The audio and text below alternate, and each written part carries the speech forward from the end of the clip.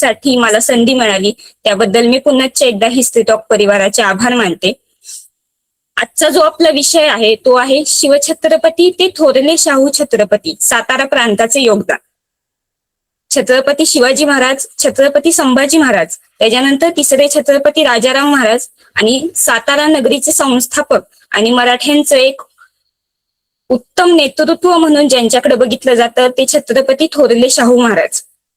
एक 3 पिढ्यांचा हा वारसा आहे आणि या वारशात कुठे ना कुठेतरी सातारा प्रांताचं एक महत्वपूर्ण योगदान आपल्याला पाहायला मिळत असतं. स्वराज्य स्थापनेपासून स्वराज्याच्या विस्तारापर्यंत, मराठा साम्राज्याच्या विस्तारापर्यंत महाराष्ट्राच्या प्रत्येक भूभागानं काही ना काहीतरी मोलाची कामगिरी बजावलेली आपल्याला दिसते. एक वैभवशाली योगदान प्रत्येक भूप्रदेशाचं आहे.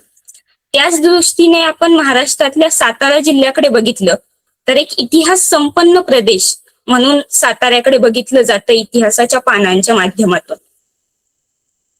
स्वराज्य आणि स्वराज्य स्थापना या कालखंडात तर साताऱ्याचं योगदान आहेच, परंतु या आधीची जरा साताऱ्याची आपण पार्श्वभूमी बघायला गेलो तर आपल्याला कळतं की साताऱ्याला शिवकाळाच्या आधीपासूनचा एक मोठा इतिहास लाभलेला आहे.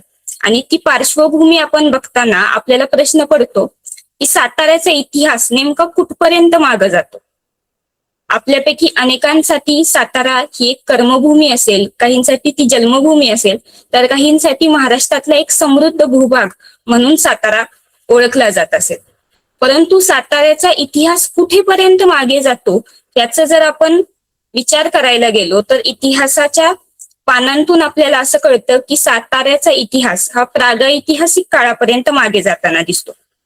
आता प्रागैतिहासिक कालखंड म्हणजे काय, तर इतिहास अभ्यासाच्या दृष्टीने एक महत्वाचा आणि प्रारंभीचा कालखंड ज्याला मानला जातो तो म्हणजे प्रागैतिहासिक कालखंड. या कालखंडामध्ये आपल्याला लिखित साधनं मिळत नाहीत, कारण हा मानवाच्या अस्तित्वाच्या सुरुवातीचा टप्प्याचा कालखंड म्हणून ओळखला जातो. त्यामुळे प्रागैतिहासिक काळाचा अभ्यास करायचा तर तो फक्त पुरातत्वीय अवशेष आणि पुरातत्वीय पुराव्यांच्या माध्यमातूनच करावा लागतो. त्या दृष्टीनेच प्रागैतिहासिक काळाचे अवशेष आपल्याला सातारा जिल्ह्यात मिळतात. अश्मयुगीन कालखंडाचे अवशेष ज्याला आपण म्हणतो, साताऱ्यातली वाई असेल, माहुली असेल, सोनगाव, ओझरडे यांसारख्या बऱ्याच ठिकाणी जावळीचा प्रदेश आहे, इथे आपल्याला प्रागैतिहासिक काळाचे पुरातत्वीय अवशेष मिळालेले दिसतात. त्यानंतर आपण जेव्हा इतिहास पूर्व काळ आणि इतिहास काळाकडे बघतो तेव्हा महाराष्ट्रातली पहिली राजसत्ता म्हणून सातवाहन कालखंडाकडे बघितलं जातं. त्या सातवाहन कालखंडापासून इसवी सनाच्या 12व्या शतकापर्यंत यादव कालखंडापर्यंत साताऱ्यात या राजसत्तांचं डायरेक्ट इनडायरेक्ट कोणत्या ना कोणत्या तरी रूपाने संबंध आलेले दिसतात. आणि त्या दृष्टीने साताऱ्याच्या स्थापत्यामध्ये कलेमध्ये भर पडलेली दिसते. साताऱ्यामध्ये आपल्याला वेगळ्या प्रकारचं लयन स्थापत्य बघायला मिळतं. वाई, शिरवळ, सातारा, कराड या भागामध्ये आपल्याला लेण्या बघायला मिळतात. त्याबरोबर मंदिरांची मोठ्या प्रमाणात साताऱ्यामध्ये निर्मिती झालेली होती. प्राचीन काळापासून साताऱ्याचे वेगवेगळे भूप्रदेश हे त्या नावांनी ओळखले जात होते. साताऱ्यातला कराडचा भाग हा कर्हाटक म्हणून ओळखला जात होता. वाईचा भाग वायदेश किंवा वैराज्य क्षेत्र म्हणून ओळखला जात होता. जावळीला जयवल्ली या नावानं ओळखलं जात होतं. तर शिरवळचा भाग जो आहे तो श्रीवलय किंवा सरीवलय या नावानं सुद्धा आपल्याला त्याचे उल्लेख पाहायला मिळतात. त्यामुळे साताऱ्याला एक प्राचीन काळापासूनचा एक वैभव संपन्न आणि गौरवशाली इतिहास आपल्याला लाभलेला दिसतो. त्यानंतर आपण जेव्हा बघायला जातो तेव्हा प्राचीन काळानंतर आपल्या इतिहासाच्या दृष्टीने एक सुवर्ण कालखंड म्हणून आपण शिवकाळाकडे बघतो. आणि शिवकाळात शिवछत्रपतींनी स्वराज्य स्थापनेपासून महाराष्ट्राचा भाग काही ना काहीतरी मोलाची कामगिरी बजावत आलेला आहे. त्या दृष्टीने साताऱ्याचं सुद्धा योगदान आपल्याला महत्वपूर्ण दिसतं. तर आपण शिवछत्रपतींपासून विचार करायला गेलो तर छत्रपती शिवाजी महाराज आणि सातारा या प्रांताचे संबंध कसे आहेत, एका ऐतिहासिक पानं आपल्याला काय सांगतात. तर शिवाजी महाराजांनी स्वराज्य स्थापना केली तेव्हापासून कोणत्या ना कोणत्या तरी उद्देशाने साताऱ्याचा स्वराज्याशी संबंध आलेला आहेच. पण शिवाजी महाराजांच्या जन्मा आधीपासून भोसले घराण्याचा साताऱ्याशी एक वैशिष्ट्यपूर्ण संबंध असलेला आपल्याला दिसतो. आणि त्या संबंधाची जी मुळं आहेत ती जातात भोसले घराण्याच्या कुलदैवताकडे. सातारा जिल्ह्यातील मान तालुक्यात शिखर शिंगणापूरचं शंभू महादेवाचं मंदिर आहे हे आपल्याला सर्वज्ञात आहेच. आणि ते मंदिर एक वैशिष्ट्यपूर्ण आहे कारण ते भोसले घराण्याचं कुलदैवत आहे.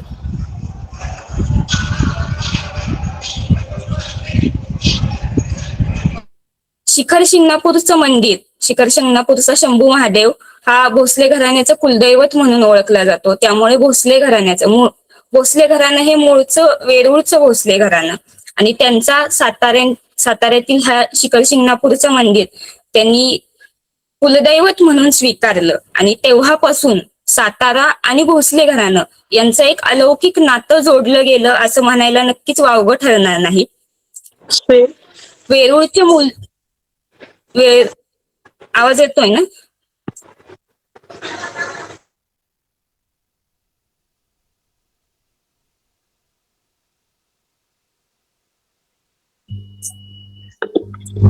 काय झालं? आवाज येतोय? हो येतोय. वेरूळचं मूळचं भोसले घराणं जिथं आपण भोसले घराण्याचं कुळपुरुष म्हणून आपण ज्यांना म्हणू शकतो असे बाबाजीराजे भोसले. कारण बाबाजीराजे भोसलेंच्या आधीची भोसलेंचे पुरुष आपल्याला नावं कळत नाहीत. त्यामुळं इतिहासाच्या वस्तुनिष्ठ पुराव्यानुसार आपण बाबाजीराजे भोसलेंपासून भोसले घराण्याची पिढी सुरुवात करतो. त्या बाबाजीराजे भोसलेंची 2 पुत्र म्हणजे मालोजीराजे आणि विठोजीराजे. मालोजी राजांचे पुत्र म्हणून शहाजीराजे आणि शरीफजीराजे हे आपल्याला ज्ञात आहेत. तर तेव्हापासून जेव्हा मालोजी राजांपासून शिखर शिंगणापूरचा आणि भोसले घराण्याचा फार जवळचा संबंध आलेला आपल्याला कळतो. कारण शिखर शिंगणापूरचा हा जो भाग आहे तो मान तालुक्यातला भाग आहे. आजही तो दुष्काळी भाग म्हणून ओळखला जातो. पण तेव्हा सुद्धा आपल्याला असं कळतं की या भागात कुठेतरी पाण्याची टंचाई किंवा पाण्याचं दुर्भिक्ष भासत होतं. त्यामुळं मालोजीराजे भोसलेंनी या भागातल्या रयतेला पाण्याचं दुर्भिक्ष भासू नये म्हणून शिखर शिंगणापूरच्या या परिसरात एक तलाव बांधून घेतला होता. आणि आजही शिखर शिंगणापूरच्या मंदिराच्या खाली तो तलाव आहे. पुष्कर तीर्थ किंवा शिवतीर्थ म्हणून आज त्याला ओळखलं जातं. तो तलाव मालोजी राजांनी बांधून घेतला असे आपल्याला उल्लेख सापडतात. त्यामुळं मालोजी राजेंपासून त्यानंतर शहाजीराजे असतील, छत्रपती शिवाजी महाराज असतील, त्याच्या पुढचं पण भोसले घराणं ते आत्ताचे विद्यमान भोसले घराण्यांचं सुद्धा कुलदैवत म्हणून शिखर शिंगणापूर ओळखलं जातं. हा स्क्रीनवर जो पहिला फोटो दिसतोय तो शिखर शिंगणापूरच्या मंदिराचा आहे. हा कळस थोडाफार प्रमाणात जीर्णोद्धार झालेला आहे. मूळचं शिखर शिंगणापूरचं मंदिर हे यादव काळातलं आहे. यादवांचा जो एक कर्तबगार राजा सिंघनदेव, या सिंघनदेवानं हे मंदिर बांधलेलं आपल्याला कळतं. मुळात सिंघनदेवानं हे मंदिर बांधलं आणि शिखर शिंगणापूर हे गाव त्यानं त्याच्या नावानं म्हणजे सिंघनपूर या नावानं वसवल्याचे उल्लेख आपल्याला सापडतात. त्याच्यानंतर पुढे सिंघनपूरचं शिंगणापूर झालेलं आपल्याला कळतं. त्यामुळं हे मंदिर मूळचं यादव काळातलं आहे. त्यानंतर मराठा काळामध्ये सुद्धा मराठा स्थापत्य शैलीमध्ये त्याचा जीर्णोद्धार झालेला आहे. आणि हा जो दुसरा इमेज आहे, ही फोटो आहे, तो शिखर शिंगणापूरच्या मंदिराचा जो सभामंडप आहे तिथल्या खांबावरचं हे शिल्प आहे. या शिल्पामध्ये तुम्हाला दिसत असेल इथे खरं तर हे शिल्प जे आहे ते साताराचे संस्थापक थोरले शाहू छत्रपती यांच्या जीवनाशी निगडीत आहे असं सांगितलं जातं. तसे त्यांच्या जीवनातल्या एका प्रसंगानुसार हे शिल्प कोरलं गेलेलं आहे. इकडे जे उजव्या हाताला दिसतात ते शाहू महाराज आहेत असं म्हणलं जातं आणि त्यांच्यावर वाघाचा किंवा एका जंगली प्राण्याचा हल्ला झालेला होता आणि तेव्हा एका कुत्र्यानं त्यांचा जीव वाचवला होता. हे कुत्रा दिसतोय त्याचा लचके तोडताना हा बंदूकधारी एक सैनिक सुद्धा इथे आहे. आणि तेव्हापासून हा जो कुत्रा आहे ह्याचा लळा शाहू महाराजांना लागला आणि थोरल्या शाहू महाराजांचा एक लाडकं श्वान म्हणून खंड्या, तो खंड्या म्हणजे हाच खंड्या आहे असं म्हणलं जातं की त्यानं शाहू महाराजांचा प्राण वाचवलेले होते. आणि त्यामुळे मराठा कालखंडामध्ये हे शिल्प त्यावेळी शिखर शिंगणापूरच्या मंदिरात जीर्णोद्धार झाला तेव्हा सरदारांनी हे शिल्प तिथे कोरून ठेवलेलं आहे. आता काही वेळास म्हणलं जातं की हे यादव काळातलं मंदिर असल्यामुळे हे यादव काळातील शिल्प आहे. तर इथं बंदूक कशी आली, तर मुळात हे यादव काळातले शिल्प नाहीये, हे मराठा कालखंडातले शिल्प आहे. त्यामुळं तिथे बंदुकीचं आपल्याला अंकन पाहायला मिळतं. त्यानंतर खालचा जो फोटो आहे इथे आपल्याला ही वास्तू जी दिसते ती शिखर शिंगणापूरच्या मंदिरापासून थोडस पुढे गेल्यावरती ही वास्तू आहे. ही वास्तू सुद्धा भोसले घराण्याच्या इतिहासाच्या दृष्टीने अतिशय महत्वपूर्ण आहे, कारण ही वास्तू जी आहे ती स्वतः थोरले शाहू छत्रपती यांनी बांधून घेतलेली आहे. मुळात ह्या एक स्मृती समाध्या आहेत आणि थोरल्या शाहू महाराजांनी या शिखर शिंगणापूरच्या परिसरात या 3 स्मृती समाधी बांधून घेतल्यात. आपल्या पूर्वजांच्या स्मरणार्थ इथं 3 समाध्या आहेत, पण त्या स्मृती समाधी आहेत, म्हणजे मूळ समाधी नाही आहेत. स्मृती प्रित्यर्थ त्या बांधल्या गेलेल्या आहेत. तिथं आत शंकराची पिंड आहे, कारण कोणत्याही महापुरुषांच्या समाधीवर शंकराची पिंड आपल्याला पाहायला मिळते. इथं जी पहिली जी वास्तू आहे ती शहाजी राजांच्या स्मृती प्रित्यर्थ म्हणजे शाहू महाराजांचे पंजोबा यांच्या स्मृती प्रित्यर्थ ती बांधली.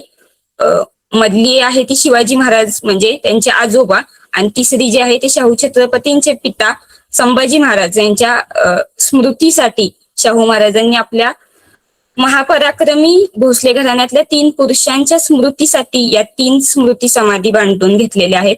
आणि त्यामुळे शिखर शिंगणापूर आणि शाहू महाराजांचं सुद्धा एक अलौकिक नातं होतं असं म्हणावं लागेल. त्यांचं सातत्याने इथे येणं जाणं असणार, कारण साताऱ्यापासून शिखर शिंगणापूर तसं जवळ आहे आणि कुलदैवत म्हणून शाहू महाराजांनी या परिसरात या वास्तू बांधून घेतलेल्या दिसतात.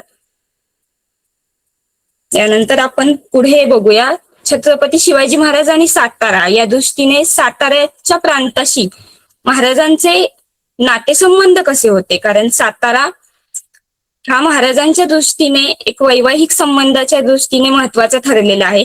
कारण महाराजांच्या पहिल्या पत्नी आणि छत्रपती संभाजी महाराजांच्या मातोश्री महाराणी सईबाई राणीसाहेब यांचं जे माहेर आहे ते फलटण आहे. सातारचे फलटणचे निंबाळकर घराण्यातल्या सईबाई राणीसाहेब होत्या आणि त्यामुळे महाराजांचे वैवाहिक संबंध जे आहेत ते साताऱ्याशी जोडले गेलेले होते. तळबीडचे मोहिते दुसरे जे घराणं आहे, महाराजांच्या ज्या दुसऱ्या पत्नी होत्या सोयराबाई राणीसाहेब त्या सुद्धा तळबीडच्या मोहिते घराण्यातल्या होत्या.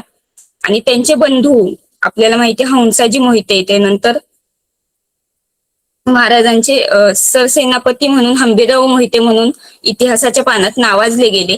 ते सुद्धा तळबीडचं मोहिते घराणं सातारा जिल्ह्यातलंच येतं. तिसरं एक महत्वाचं घराणं म्हणजे भुईंचं जाधवराव घराणं. जिजाबाई साहेबांच्या लखुजीराव जाधवांच्या घराण्यातलीच एक शाखा जी भुईंजला स्थायिक झालेली होती ते भुईंचं जाधवराव घराणं. छत्रपती शिवाजी महाराज आणि महाराणी सईबाई राणीसाहेब यांच्या ज्या 3 कन्या होत्या त्यातली एक कन्या म्हणजे रानूबाई अक्कासाहेब, म्हणजे संभाजी महाराजांच्या आयुष्यात ज्यांचं एक महत्वपूर्ण योगदान आहे त्या रानूबाईंचा विवाह हा भुईंच्या जाधवराव घराण्यामध्ये केलेला होता. त्यामुळं तोही एक वैवाहिक संबंध साताऱ्याच्या दृष्टीने महत्वाचा आहे. तारळ्याचे महाडिक म्हणजे अंबिकाबाई साहेब या तिसरी कन्या जी होत्या महाराजांची ती सुद्धा महाडिक घराण्यात दिलेली होती. आणि संभाजी महाराजांच्या कन्या भवानीबाई साहेब यांचं सुद्धा अंबिकाबाईंचे जे पुत्र होते शंकराजी महाडिक त्यांच्याशी लग्न लावून दिलेलं होतं. त्यामुळे मूळचं त्यांचं महाडिकांचं जे घराणं होतं ते तारळ्याचं होतं. सातारा जिल्ह्यातील तारळे हे गाव होतं. भोसरीचे प्रतापराव गुजर हे सुद्धा महाराजांच्या सेनापतीतले एक महत्वाचं पद. वेडात वीर मराठे दौडले सात हे ज्यांच्याबद्दल अभिमानानं म्हणलं जातं ते सरसेनापती प्रतापराव गुजर यांचं गाव भोसरी जे खटाव तालुक्यातलं सातारा जिल्ह्यातलं आहे. त्यामुळे एक वैवाहिक संबंध त्याचबरोबर सैन्याच्या दृष्टीने एक महत्वाचे संबंध आणि एक पराक्रमी सरदार महाराजांना बरेच साताऱ्याच्या प्रांतातून मिळालेले होते. ही फक्त काही उदाहरण आहेत. काही अपरिचित नावं सुद्धा असतील किंवा अजून काही परिचित नावं सुद्धा असतील जे सरदार किंवा मावळे असतील जे साताऱ्याच्या प्रांतातून महाराजांना लाभलेले होते.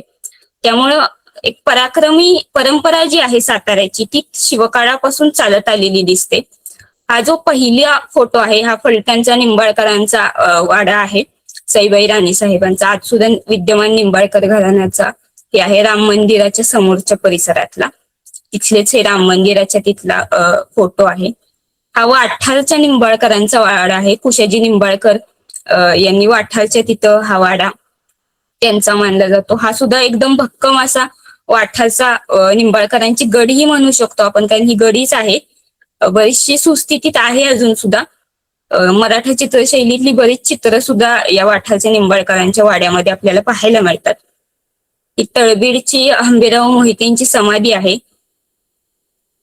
तळबीड हे मोहित्यांचं वास्तव्याचं ठिकाण होतं आणि तिथेच ही सरसेनापती हंबीरराव मोहितेंची समाधी सुद्धा आपल्याला पाहायला मिळते. त्यामुळे हे असे वैवाहिक आणि सरदारांच्या दृष्टीने सुद्धा महत्वाचे संबंध सातारा प्रांताच्या दृष्टीने स्वराज्याला लाभलेले होते असं म्हणायला हरकत नाही. यानंतर आपण बघतो तो एक भौगोलिक प्रदेश जो आहे साताऱ्याचा, तो स्वराज्याच्या दृष्टीने अत्यंत महत्वपूर्ण ठरला आणि तो प्रदेश म्हणजे जास्त करून महत्वाचा ठरला तो जावळीचा प्रदेश. आणि जावळीच्या प्रदेशातला एक मुकुटमणी म्हणून आपण ज्याला म्हणू शकू तो किल्ले प्रतापगड. भूगोलाच्या जीवावर इतिहास घडवता येतो हे शिवछत्रपतींनी स्वतः दाखवून दिलं आणि महाराजांकडे स्वतः डोंगर ओळखण्याची एक उत्तम कला होती आणि त्या दृष्टीनेच महाराजांनी जावळी जिंकली. चंद्रराव मोरेंकडे असलेली ही जावळीचा प्रदेश तो महाराजांनी जिंकलेला आपल्याला पाहायला मिळतो.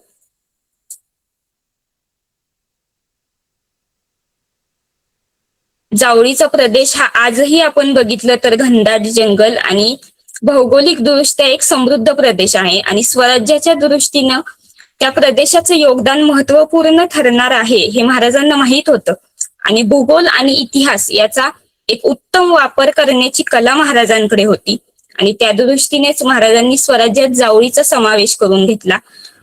आणि मगाशी म्हणलं तसं महाराजांकडे डोंगर ओळखण्याची कला होती, कारण भोरप्याचा डोंगर महाराजांनी ज्याचं रूपांतर प्रतापगड मध्ये केलं, तो प्रतापगड पुढे त्यांना प्रतापगडच्या रणसंग्रामाच्या वेळी उपयोगी ठरला आणि एक अत्यंत अभेद्य असा किल्ला महाराजांनी त्या भोरप्याच्या डोंगरावर बांधून घेतला.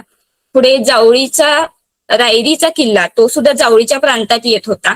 आज जरी तो रायगड जिल्हा झालेला असला तरी तो जावळीचा एक भाग होता त्या काळी, त्यामुळे तो एक विस्तृत जावळीचा भाग म्हणून रायरीच्या किल्ल्यावर सुद्धा महाराजांनी रायगड बांधला. आणि हा जावळीचा प्रदेश स्वराज्याच्या दृष्टीने फक्त शिवछत्रपतींसाठीच नाही तर पुढच्या छत्रपतींसाठी सुद्धा अत्यंत महत्वपूर्ण ठरलेला दिसतो. प्रतापगडच्या रणसंग्रामाच्या वेळी उपयोगी पडलाच, पण प्रतापगड हा एक अभेद्य किल्ला म्हणून महाराजांनी बांधला. स्वराज्याच्या दृष्टीनं त्याचं महत्वपूर्ण योगदान आहे. आणि प्रतापगडावरचं अजून एक वैशिष्ट्य म्हणजे या प्रतापगडावर महाराजांनी आपली आराध्य दैवत म्हणून जिला कुलस्वामिनी म्हणतात भोसले घराण्याची, ती भवानी देवीचे महाराजांनी स्थापना करून घेतली. ही जी दुसरी इमेज दिसते ती प्रतापगडची आई भवानी देवी आहे. तुळजापूरला जे मूळ पीठ आहे त्याच्याच दृष्टीने महाराजांनी प्रतापगडावर सुद्धा ही भोसल्यांची देवी स्थापित केली. नेपाळवरून महाराजांनी ती गंडकी शिळा मागवून घेतली होती, त्याच्यानुसार ती मूर्ती अगदी सेम तुळजापूर सारखी मूर्ती महाराजांनी घडवून घेतली. चांदीचं छत्र अर्पण केलं आणि प्रतापगडावर भवानी देवीची ही स्थापना करून घेतली. आणि आज सुद्धा भोसले घराण्याच्या दृष्टीने ही भवानी देवी तितकीच महत्वाची आणि आराध्य मानली जाते. त्याच भवानी देवीच्या समोर ही जी तलवार आहे ही हंबीरराव मोहितेंची तलवार आहे, जी काचेत आपल्याला बघायला मिळते. त्याच्यावर 6 स्टार आहेत, कारण प्रतापगडच्या रणसंग्रामाच्या वेळी जो हंबीरराव मोहितेंनी पराक्रम गाजवलेला होता त्याच्यानुसार या तलवारीवर ते स्टार कोरलेले आहेत. 100 अशा प्रमाणे ते 600 सैनिक त्यांनी मारलेले होते, त्यानुसार हे 6 स्टार त्यांच्या तलवारीवर आहेत. आणि आजही ही तलवार प्रतापगडच्या त्या मंदिरामध्ये आपल्याला पाहायला मिळते. त्यामुळे ही एक महत्वपूर्ण वास्तू आहे प्रतापगड स्वराज्याच्या दृष्टीने, जी सातारा जिल्ह्यात आहे. हा फोटो प्रतापगड वरूनच घेतलेला आहे. प्रतापगड वरून जे डोंगर रांग आपल्याला दिसते, ही खोलदरी जावळीचा प्रदेश, ह्याच्यावरून आपल्याला एक कल्पना येऊ शकते की जावळीचा प्रदेश किती घनदाट आहे, ते अरण्य किती घनदाट आहे. आणि त्याच भूगोलाच्या माध्यमातून राजांनी इतिहास घडवला. त्यामुळं भूगोल हा नेहमीच इतिहासाच्या दृष्टीने महत्वाचा मानला जातो. आणि जावळीचा प्रदेश हा फक्त साताऱ्याच्या दृष्टीने नाही तर महाराष्ट्राच्या दृष्टीने आणि स्वराज्याच्या पण दृष्टीने एक महत्वाचा प्रदेश आहे. कारण इतकं घनदाट जंगल की शत्रूला, जे परकीय शत्रू होते त्यांना जावळीचा नेहमीच भीती वाटली होती, कारण सह्याद्रीनं कायमच मदत केलेली आहे इतिहास घडवण्यासाठी, शत्रूवर ताबा मिळवण्यासाठी. आणि या सह्याद्रीचाच एक मोठा भाग म्हणून या जावळीच्या प्रदेशाकडे पाहिलं जातं. आजही जावळी तितकीच घनदाट आहे, तितकीच अरण्य मोठं आहे, पण 350 वर्षापूर्वी ती केवढी घनदाट असेल आणि त्याचा वापर शिवछत्रपतींनी कसा केला असेल ह्याचे आपण फक्त कल्पनाच करू शकतो. त्यानंतर मगाशी म्हणलं तसं या जावळीच्या प्रदेशाचा महत्वपूर्ण उपयोग झाला तो प्रतापगडच्या रणसंग्रामासाठी. मार्गशीर्ष शुद्ध सप्तमीला 10 नोव्हेंबर 1659 ला प्रतापगडचा हा रणसंग्राम, जो सर्वज्ञात आहे इतिहासाच्या पानांच्या माध्यमातून, की अफजल खानाचा जो वध आहे तो महाराजांनी केला. खर तर हा स्वराज्याच्या दृष्टीने एक खडतर मोहीम होती ही, कारण स्वराज्य नुकतंच उभं राहत होतं आणि अशा वेळी अफजल खानासारखा एक बलाढ्य सरदार स्वराज्यावर चालून येत आहे, एक मोठं सैन्यबळ आहे, आणि अशा वेळी महाराजांनी इथे पुन्हा एकदा बुद्धियुक्तीचा तर वापर केलाच, त्याचबरोबर जावळीच्या प्रदेशाचा, इथल्या भूगोलाचा आणि सह्याद्रीचा कायम वापर केलेला दिसतो. महाराजांनी इथल्या सह्याद्रीला हा सरसेनापती प्रमाणे वापरलं असं म्हणलं तर ते नक्कीच चुकीचं ठरणार नाही.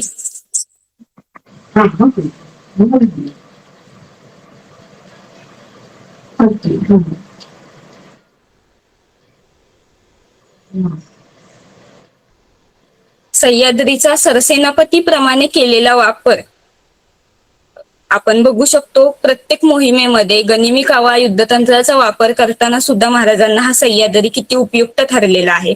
अफजल खानासारखा बलाढ्य वाई, त्याला वाई सर्वज्ञात होती, कारण तो वाईचा सरदार होता कित्येक वर्ष, त्यामुळं त्याला वाई माहीत असली तरी त्याला जावळीपर्यंत ओढून आणायचं, प्रतापगडच्या पायथ्याशी ओढून आणायचं, कारण ते घनदाट जंगल, तो भूगोल आणि त्याचबरोबर आपली बुद्धियुक्तीचा वापर करायचा आणि कुठेतरी स्वराज्याचं चालून आलेलं हे संकट थोपवून धरायचं, यासाठी शिवछत्रपतींनी प्रतापगडचा वापर केला.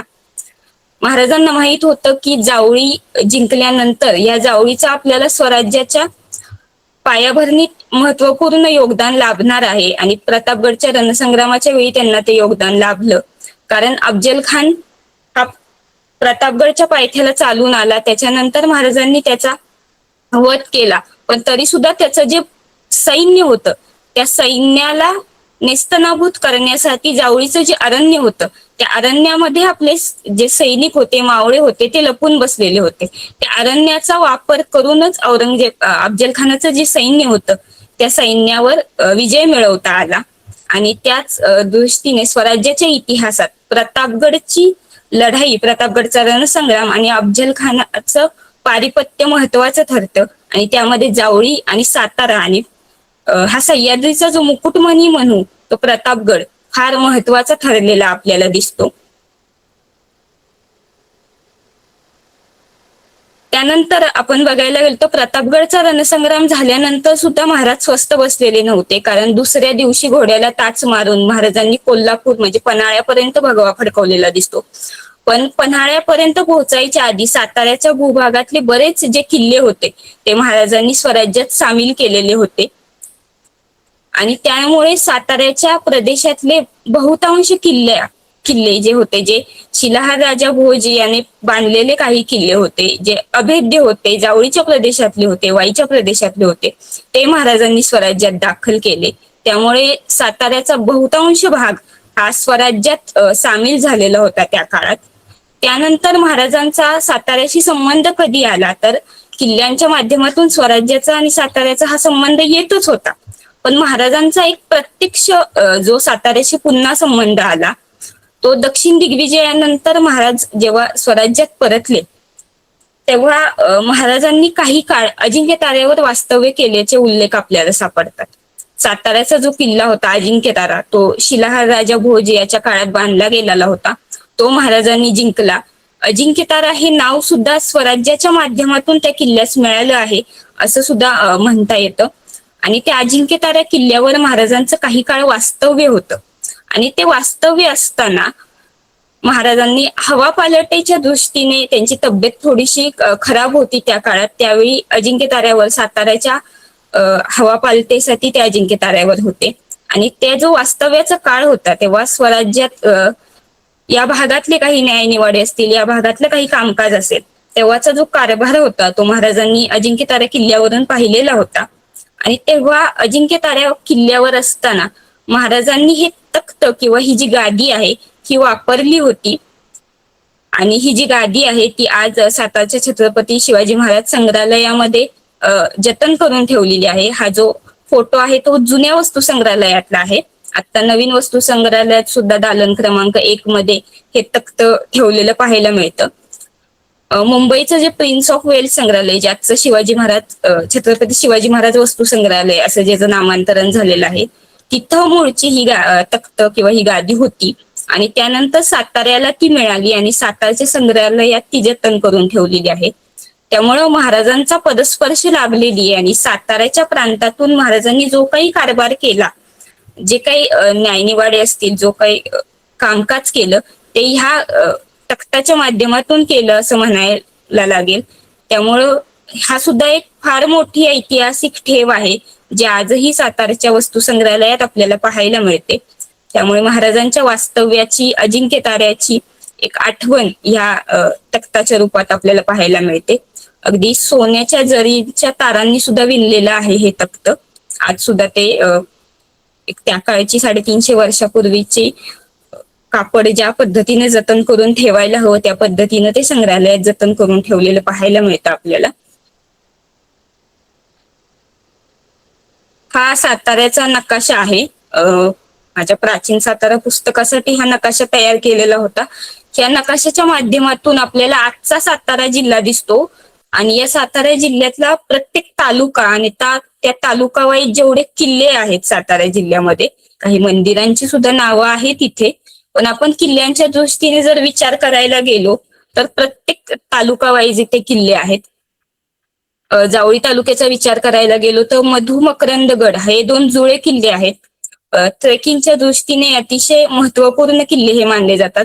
ट्रेकर्स मंडळीमध्ये हे प्रचंड प्रसिद्ध किल्ले आहेत. मधुमकरंदगड असेल, वासोटा असेल, महिमंडनगड असेल, हे जावळी तालुक्यातले एक दुर्गम किल्ले म्हणून यांच्याकडे बघितलं जातं. त्याचबरोबर महाबळेश्वर तालुका, आज महाबळेश्वर हा वेगळा तालुका झालाय म्हणून प्रतापगड महाबळेश्वर तालुक्यात येतो, नाहीतर हा जावळीचाच भूप्रदेश मानला जातो. वाई तालुक्यामध्ये सुद्धा महादेवाच्या डोंगररांगेच्या माध्यमातून किल्ले आहेत, ज्यामध्ये केंजळगड, पांडवगड, कमळगड आहे, वैराटगड आहे. चंदनवंदन सुद्धा हे 2 जुळे किल्ले आहेत. आणि चंदनवंदन जेव्हा महाराजांनी जिंकला त्या दिवसाच्या आठवणीत आजही चंदनवंदन किल्ल्यावर चंदनवंदन विजय दिवस साजरा केला जातो. त्यामुळं शिवछत्रपतींचा पराक्रम हा आजही 350 वर्षानंतर सुद्धा आपल्याला प्रेरणा देणारा आहे असंच म्हणायला पाहिजे.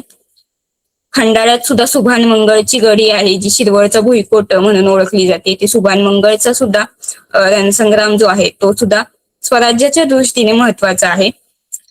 फलटणचा वारुगड असेल, संतोषगड ताथवड्याचा किल्ला ज्याला म्हणला जातो, वारुगड सुद्धा शिवाजी महाराजांनी बांधलेला आपल्याला दिसतो.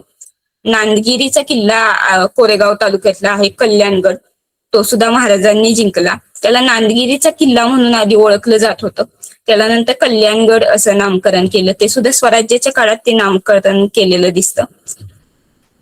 सातारा तालुक्यात अजिंक्य तारा आहे, सज्जनगड आहे. सज्जनगड आणि अजिंक्य तारा सुद्धा महाराजांच्या वास्तव्याच्या दृष्टीने महत्वाचे आहेत. महाराजांचे पदस्पर्शाने पावन झालेले हे 2 किल्ले म्हणावे लागतील. पाटण तालुक्यात सुद्धा दातेगड, जंगली जयगड, भैरवगड, गुणवंतगड हे दुर्गम किल्ले आहेत. दातेगडाचं सुद्धा सुंदरगड हे नाव सुद्धा स्वराज्याच्याच काळामध्ये दातेगडाला मिळालेलं दिसतं.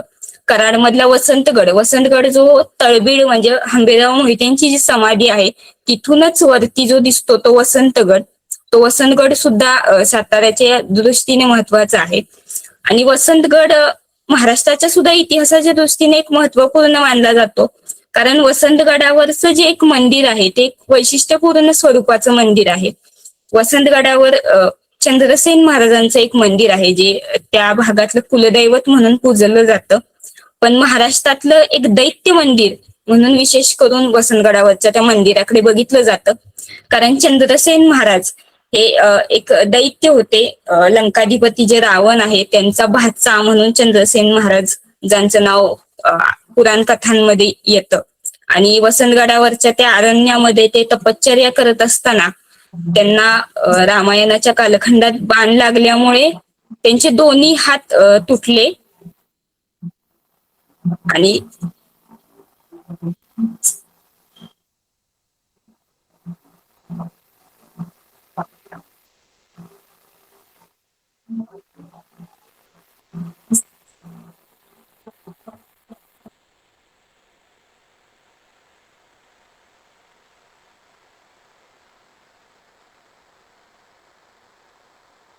आवाज येतोय ना? काही प्रॉब्लेम नाही? नाही येतोय आवाज. सॉरी, मध्येच थांबले. मस्त येतोय आवाज. तर ते वसंतगडावर सुद्धा चंद्रसेन महाराजांचं जे मंदिर आहे ते अजूनही तिथली जी मूळ मूर्ती आहे मंदिरातली ती तशीच 2 हात तुटलेली मूर्ती आहे. आणि तिथे त्यांच्या तपश्चर्याला शंकराने वर दिला की या भागातलं कुलदैवत म्हणून चंद्रसेन महाराज पूजले जातील. आणि त्या दृष्टीने या आख्यायिकाच्या माध्यमातून वसंतगडावर आपल्याला आजही चंद्रसेन महाराजांचं ते मंदिर बघायला मिळतं. काही ठिकाणी, काही ग्रामीण भागांमध्ये चंदोबा या नावानं सुद्धा त्यांना ओळखलं जातं. त्यामुळं अशा दृष्टीने सुद्धा एक लोककथांच्या माध्यमातून सुद्धा इतिहास पोहोचत असतो. आणि तसं बघायला गेलं तर साताऱ्यातला वसंतगड हा त्या दृष्टीने सुद्धा महत्वाचा मानला जातो. आपण खटाव तालुका बघितला तर तिथे सुद्धा भूषणगड आहे, वर्धनगड आहे. वर्धनगडची वरदायिनी देवी जी पारला जी वरदायिनी देवी आहे तिचंच एक दुसरं रूप वर्धनगडावर आहे. आणि वर्धनगडावर सुद्धा शिवछत्रपतींच्या पदस्पर्श लाभलेला याचे काही उल्लेख मिळतात की वर्धनगडावर महाराज गेलेले होते. नांदोशीचा भुईकोट आहे तिथं खटाव तालुक्यात. मानमधला महिमानगड आहे, शिखर शिंगणापूरचं मंदिर तर कुलदैवत म्हणून प्रसिद्ध आहेच. तर असा हा आजच्या सातारा जिल्ह्याचा नकाशा आहे. आणि हे सगळे गड किल्ले स्वराज्याच्या पायाभरणीमध्ये, स्वराज्याच्या विस्तारामध्ये एक महत्वपूर्ण कामगिरी त्यांनी बजावलेली दिसते. त्यामुळं गडकिल्ल्यांच्या दृष्टीने सुद्धा सातारा हा महत्वपूर्ण आपण मानला जाऊ शकतो. त्याच्यानंतर आपण छत्रपती शिवाजी महाराजांच्या कारकिर्दीनंतर स्वराज्याकडे बघायला गेलो तर एक महापराक्रमी आणि महाबली नेतृत्व जे स्वराज्याला लाभलं ते शिवछत्रपतींचे थोरले पुत्र छत्रपती संभाजी महाराजांच्या रूपानं. 9 वर्षाची एक झंझावाती कारकीर्द स्वराज्याला आणि एकूणच इतिहासाच्या पानांना संभाजी महाराजांच्या रूपाने लाभली. आणि संभाजी महाराज आणि साताऱ्याचे संबंध कसे आहेत हे जर आपण आज बघायला गेलो तर मगाशी बघितलं तर ते सातारा जिल्ह्याच्या नकाशातले जेवढे किल्ले महाराजांच्या काळात होते ते सगळेच किल्ले आपल्याला संभाजी महाराजांच्या काळात सुद्धा स्वराज्याचा भाग असलेले दिसतात. त्यामुळं सातारा आणि स्वराज्यात साताऱ्यातले हे सगळे किल्ले एक महत्वपूर्ण कामगिरी बजावत होतेच. पण संभाजी महाराजांचा साताऱ्याशी काही थेट संबंध आला का तर त्या दृष्टीने जर आपण बघायला गेलो तर संभाजी महाराज युवराज असताना म्हणजे शिवछत्रपतींच्या हयातीत संभाजी महाराजांचं आधी सज्जनगडावर वास्तव्य होतं.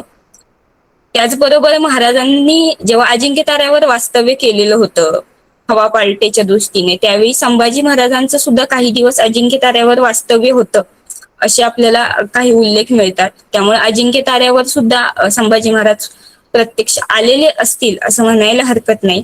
त्याचबरोबर जेव्हा संभाजी महाराज दक्षिण दिग्विजयावर असताना संभाजी महाराजांनी दिलेर खानाच्या गोटात जाण्याची जी चाल खेळली त्याच्या आधी संभाजी महाराजांचं शृंगारपुरी वास्तव्य होतं. आणि दिलेर खानाची जी छावणी होती ती अथनी परिसरात होती. आजचं ते कर्नाटकाचा भूभाग सांगलीच्या पुढे गेल्यावर अथनी लागते. त्या अथनीच्या तिथं दिलेर खानाची छावणी होती. आणि त्या अथनीकडे जायचं तर अथनीला जायचा जो मार्ग होता तो साताऱ्याचा मार्ग होता. कृष्णा कोयनेच्या संगमापासून तो मार्ग संभाजी महाराजांना योग्य वाटला आणि त्या दृष्टीने महाराजांनी सज्जनगडावर काही दिवस वास्तव्य केलेलं दिसतं. आणि सज्जनगडावरून महाराज माहुलीचा जो कृष्णा कोयनेचा संगम आहे तो कृष्णा कोयनेचा संगम ओलांडून संभाजी महाराज हे करकुंभ किंवा आत्ताचं कुरकुंभ हे नावाचं गाव आहे त्या कुरकुंभ मध्ये गेले आणि कुरकुंभ मधून नंतर अथनी असा जो संभाजी महाराजांनी प्रवास केला आहे तो साताऱ्याच्या माध्यमातून केलेला आहे. त्यामुळं साताऱ्याचा आणि त्यांचा जो प्रत्यक्ष संबंध आला तो हा 1678च्या आसपास आला. 13 डिसेंबर 1678च्या आसपास संभाजी महाराजांनी माहुलीचा तो कृष्णा कोयनेचा संगम ओलांडला आणि अथणीकडे संभाजी महाराजांनी ती कूच केली. दिलेर खानाच्या गोटात ते गेले. खरं तर त्यामागे एक उत्तर दिग्विजयाचा सुद्धा त्यांच्या मनात हेतू होता, परंतु नियतीच्या मनात तसं नसेल त्यामुळे तो उत्तर दिग्विजयाचा हेतू पूर्ण झाला नाही. कारण स्वराज्याचे युवराज जिवंत राहणं महत्वाचं होतं, परंतु ती जी काही चाल असेल किंवा तो जो काही कालखंड असेल त्या कालखंडात संभाजी महाराजांनी साताऱ्यामध्ये त्यांचं वास्तव्य असलेलं आपल्याला पाहायला मिळतं. त्यानंतर त्या 9 वर्षाच्या कारकिर्दीत सुद्धा साताऱ्याचे बरेचसे किल्ले जे आहेत त्याचे उल्लेख आपल्याला संभाजी महाराजांच्या कागदपत्रांमध्ये पाहायला मिळतात. संभाजी महाराजांनंतर स्वराज्याचे तिसरे छत्रपती छत्रपती राजाराम महाराज आणि साताऱ्याचा संबंध सुद्धा आपल्याला आलेला दिसतो. संभाजी महाराजांच्या महाबलिदानानंतर औरंगजेबाने केलेल्या त्यांच्या दुर्दैवी अंतानंतर स्वराज्य टिकणं महत्वाचं होतं, स्वराज्याचा छत्रपती जगणं महत्वाचं होतं आणि त्या दृष्टीने संभाजी महाराजांच्या महाबलिदानानंतर सुद्धा स्वराज्य आणि स्वराज्य विचाराच्या टिकवण्यामागे जर कुणाचं मोठं योगदान असेल, कुणाचा मोठा त्याग असेल तर तो संभाजी महाराजांच्या पत्नी महाराणी येसुबाई राणी साहेबांचा आहे. कारण त्यावेळी राजाराम महाराजांची उमर सुद्धा फार कमी होती, अवघी 18-19 वर्षाची त्यांची उमर होती आणि त्यावेळी संभाजी महाराजांचा अंत झालाय. एका 9 वर्षाच्या झंझावाती कारकिर्दीनंतर स्वराज्याच्या एका महापराक्रमी छत्रपतींनी बलिदान दिलेलं आहे आणि अशा वेळी सुद्धा स्वराज्य टिकणं महत्वाचं आहे. त्यामुळे येसुबाई राणी साहेबांनी छत्रपती राजाराम महाराजांना स्वराज्याच्या गादीवर बसवलं आणि स्वराज्याबरोबरच स्वराज्याचे छत्रपती आणि स्वराज्याचा विचार हा औरंगजेब कधीच संपवू शकत नाही हा विचार त्यांनी औरंगजेबापर्यंत पोहोचवला. मुळात हा महाराणी साहेबांचा फार मोठा त्याग होता असं नक्कीच म्हणावं लागेल. कारण संभाजी महाराज आणि महाराणी येसुबाई राणी साहेबांच्या पोटी जे पुत्र होते ते थोरले शाहू महाराज, ते जवळपास त्यावेळी 6.5-7 वर्षाची त्यांची उमर होती. त्यामुळं एवढ्या लहान वयात सुद्धा स्वराज्य टिकणं गरजेचं आहे. आपल्या पोटच्या पुत्राला गादीवर न बसवता स्वराज्यासाठी शिवपुत्र राजाराम राजांना येसुबाई राणी साहेबांनी गादीवर बसवलं आणि त्यांचा हा जो निर्णय होता, त्यांचा हा जो करारी बाणा होता तो स्वराज्याच्या दृष्टीने किती महत्वाचा ठरला हे आपल्याला पुढच्या कालखंडात इतिहासाच्या पानांतून कळत जातं. छत्रपती राजाराम महाराजांना जेव्हा मंचकारोहण रायगडावर झालं त्याच्यानंतर पुढे जुल्फिकार खानाने रायगडाला वेढा घातलेलाच होता. तेव्हा स्वराज्याचे छत्रपती हे सुखरूप राहिले पाहिजेत यासाठी येसुबाई राणी साहेबांनी राजाराम महाराजांना आणि ताराबाई राणी साहेबांना रायगडावरून गडउतार होण्यास सांगितलं. वाघ दरवाज्यातून राजाराम महाराज रायगडावरून निसटले आणि ते पहिल्यांदा जर रायगडावरून कुठे गेले असतील तर ते ठिकाण होतं प्रतापगड.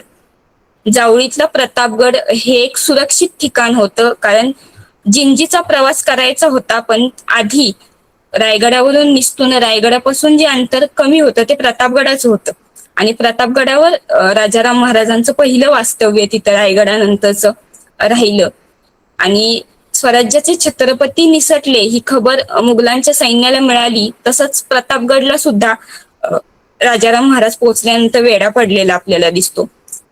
पण राजाराम महाराजांच्या आयुष्यातील पहिली लढाई म्हणून प्रतापगडची लढाई महत्वाची आहे.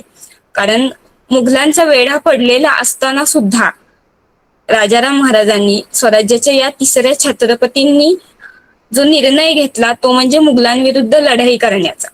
काहीही असलं तरी प्रतापगड झुंजवत ठेवला पाहिजे या दृष्टीने राजाराम महाराजांनी, त्यांची त्यावेळीची उमर होती अवघी 19 वर्ष, अवघ्या 19 वर्षाच्या या छत्रपतींनी निर्णय घेतला की प्रतापगडची लढाई लढायची. आणि महत्वाचं म्हणजे राजाराम महाराजांच्या आयुष्यातील ही पहिली लढाई होती.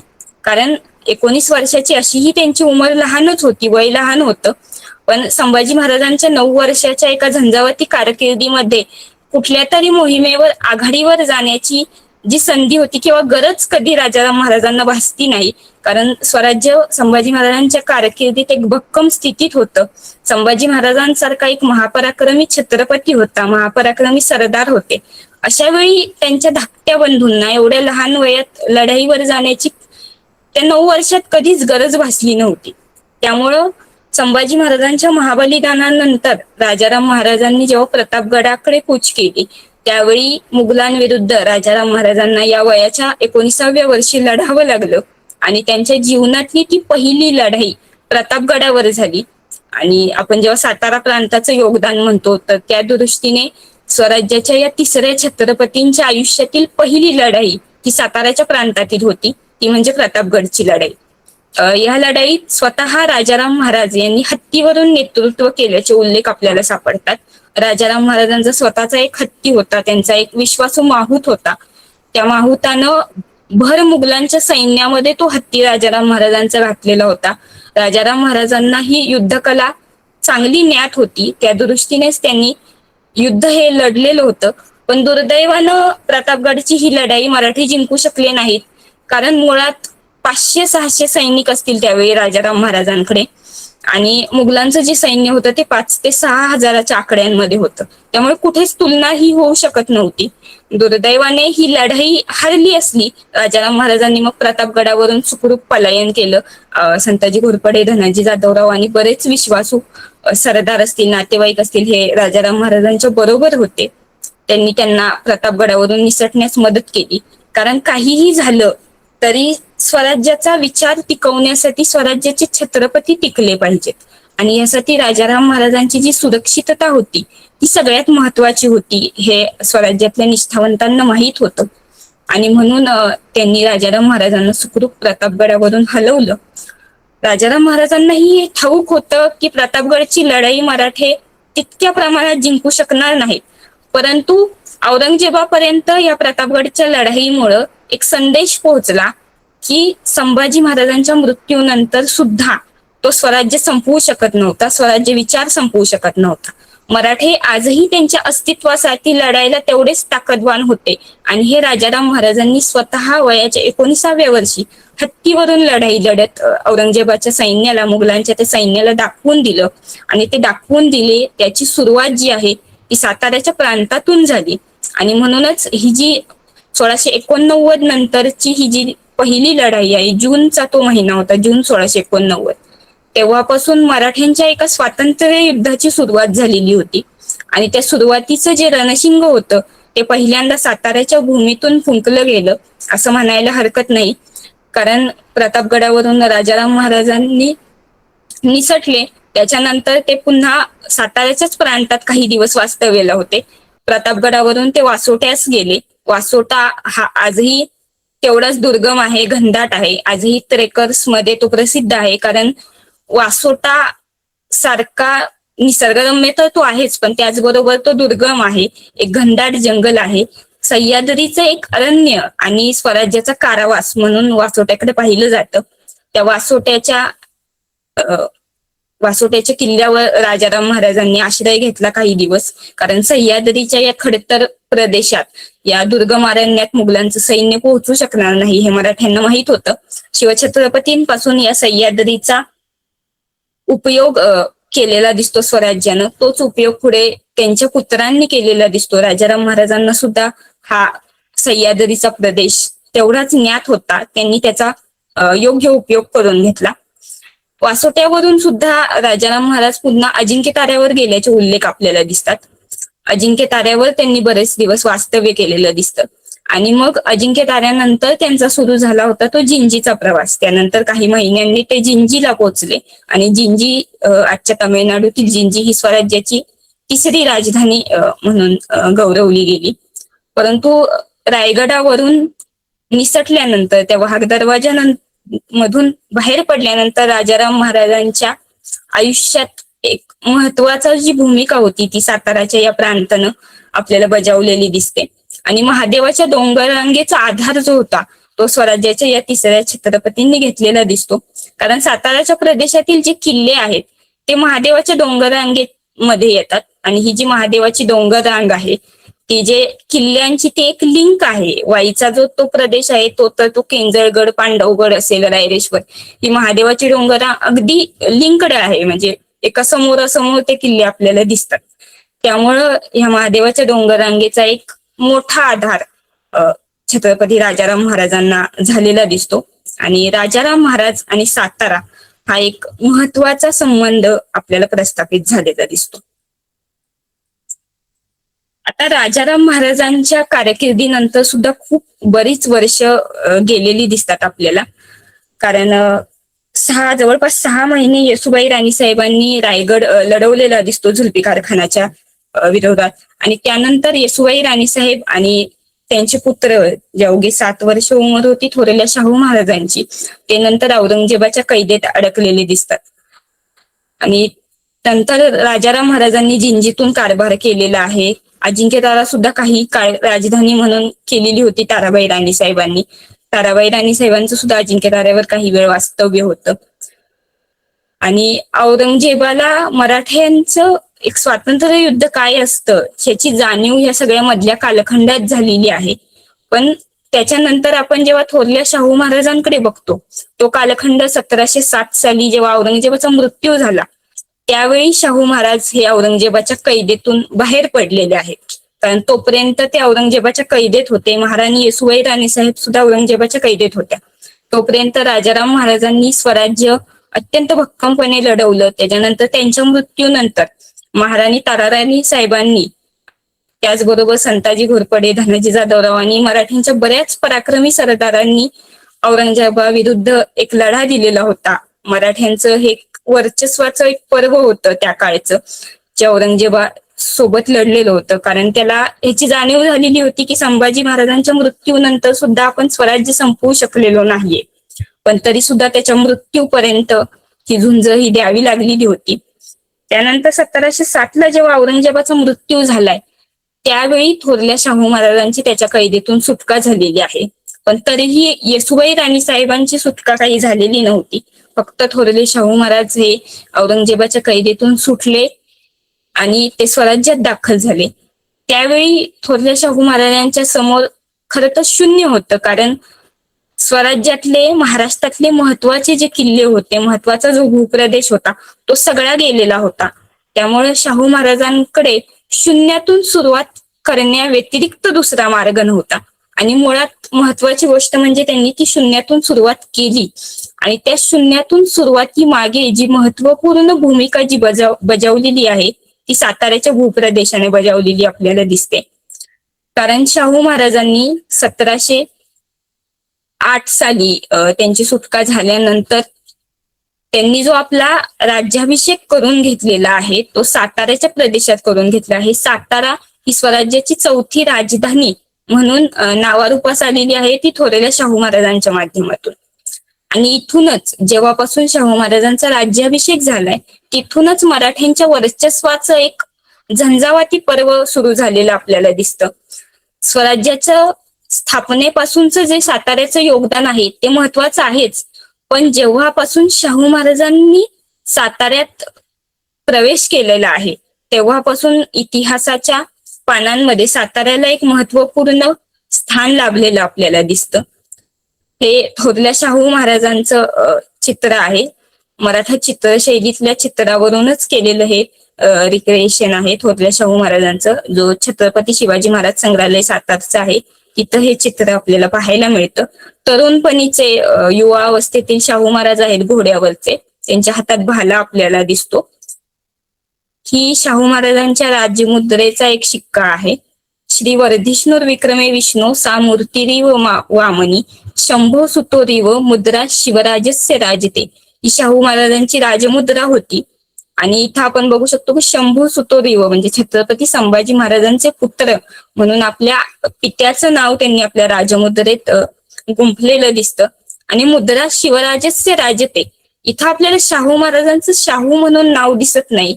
कारण मुळात शाहू महाराजांच्या जन्मानंतर छत्रपती संभाजी महाराज आणि महाराणी येसुबाई राणीसाहेबांना त्यांचं जे नाव ठेवलेलं होतं ते शिवाजी महाराजांच्या आठवणीत, त्यांच्या स्मरणार्थ ठेवलेलं होतं. शिवाजी हे नाव त्यांनी आपल्या पुत्राचं ठेवलेलं होतं. त्यामुळे इतिहासातील शिवाजी दुसरे म्हणून शाहू महाराजांना ओळखलं जातं आपल्या आजोबांच्या नावावरून. आणि शाहू महाराजांनी सुद्धा कायम त्याची जाणीव ठेवलेली दिसते. आपल्या राजमुद्रेत सुद्धा मुद्रा शिवराजस्य राजते ह्याच ओळी त्यांच्या आपल्याला पाहायला मिळतात. आयुष्याची उमेदीची वर्ष, बालपणीचा कालखंड जो आहे तो शाहू महाराजांचा मुघलांच्या कैदेत गेला असला तरी मराठी मातीची, मराठी अस्मितेची आणि मराठ्यांच्या पराक्रमाची जी जाणीव असते, जी बीजे असतात, ती शाहू महाराजांच्यात पुरेपूर रुजलेली होती. आणि त्यामागे जे योगदान होतं ते महाराणी येसूबाई राणीसाहेबांचं होतं. त्यांनी मराठ्यांचा उद्याचा छत्रपती, एक स्वराज्याचा एक भावी छत्रपती मुघलांच्या कैदेत सुद्धा येसूबाई राणीसाहेबांनी आपल्या पुत्राला घडवलेलं होतं. संभाजीराजे असतील, छत्रपती शिवाजी महाराज असतील, यांचे जे सगळे जे गुण होते त्या गुणांचा जो संगम असतो, जो मिलाप असतो, तो शाहू महाराजांच्या व्यक्तिमत्वातून प्रकट झालेला आपल्याला नेहमीच इतिहासाच्या कथांमधून जाणवतो. कारण शिवाजी महाराजांचं एक धोरण, एक लोककल्याणाचं धोरण, परत त्यांची बुद्धी, हे सगळं शाहू महाराजांच्यात ते गुण होते. त्याचबरोबर आपले पिता पराक्रमी संभाजी महाराजांचा महापराक्रम सुद्धा शाहू महाराजांच्या धमन्यांमधून वाहत होता. आणि त्यामुळे शाहू महाराजांचं जेव्हा महाराष्ट्रात आगमन झालं तेव्हा शिवशंभू मिलापाचा जो एक प्रचिती असते ती थोरल्या शाहू छत्रपतींच्या रूपानं या महाराष्ट्र मातीला पुन्हा एकदा अनुभवायला मिळाली असं म्हणायला हरकत नाही. हा जो तिसरा फोटो आहे ही शाहू महाराजांची नाणी आहे, ती तांब्याची शिवराई आपण म्हणू शकतो, शाहूराई पण म्हणू शकतो, पण शिवराई असेच उल्लेख येतात. श्रीराजा साव आणि छत्रपती आणि डॉटेड बॉर्डर बिंदुमय वर्तुळ जो आहे शिवाजी महाराजांच्या शिवराईला जसा असतो त्याचप्रमाणे आहे. यात बऱ्याचदा काही जी नाणी असतात यात दुदांडी नाणी सुद्धा असतात, ज्यात 2 दांडे असतात, पण ती नंतरच्या शाहू महाराजांची आहेत. ही जेव्हा एक दांडी आणि बिंदुमय बॉर्डर मध्ये जी श्रीराजा साव आणि छत्रपती अशी जेव्हा नाणी येतात तेव्हा ती पहिल्या आणि थोरल्या शाहू महाराजांची आहेत असंच म्हणणं योग्य ठरतं. त्यामुळं साताऱ्याच्याच टांगसाळातून ही नाणी पाडलेली असली पाहिजेत, कारण अजिंक्य ताऱ्यावर नाण्याचं टांगसाळा आहे आजही आपल्याला बघायला मिळतं. त्यामुळं स्वराज्याच्या या 4थ्या छत्रपतींची नाणी, एक स्वराज्याचं चलन सुद्धा साताऱ्याच्या अजिंक्य तारा किल्ल्यावरून त्या टांगसाळीतून पाडलेलं आपल्याला दिसतं. स्वराज्याची 4थी राजधानी म्हणून अजिंक्य तारा किल्ल्यास आणि एकूणच साताऱ्याच्या भूप्रदेशास नावलौकिक मिळाला, कारण शाहू महाराजांनी पहिल्यांदा किल्ल्यावरची राजधानी जी आहे ती जमिनीवर प्रस्थापित केलेली दिसते. कारण साताऱ्याचा जो राजवाडा आहे तो खाली अजिंक्य ताऱ्याच्या पायथ्यास होता आणि शाहू महाराजांचं वास्तव्य सुद्धा बराच काळ साताऱ्याच्या खालच्याच भूप्रदेशामध्ये असायचं. त्यामुळं सातारा हा किती समृद्ध भूभाग होताच त्याबरोबरच साताऱ्याचा जो भूप्रदेश होता खालचा त्याला एक संरक्षण महत्वाचं होतं. साताऱ्याच्या ज्या प्रदेशावर, सातारा शहरावर राजधानी म्हणून कधीही कोणत्याही परिस्थितीत हल्ला झालेला आपल्याला दिसत नाही. कारण शाहू महाराजांच्या कारकिर्दीत सातारा शहराच्या आसपास जवळपास 30-40 हजाराचं सैन्य कायम खडं असायचं. आणि अशा परिस्थितीत साताऱ्यावर एका बलाढ्य राजधानीवर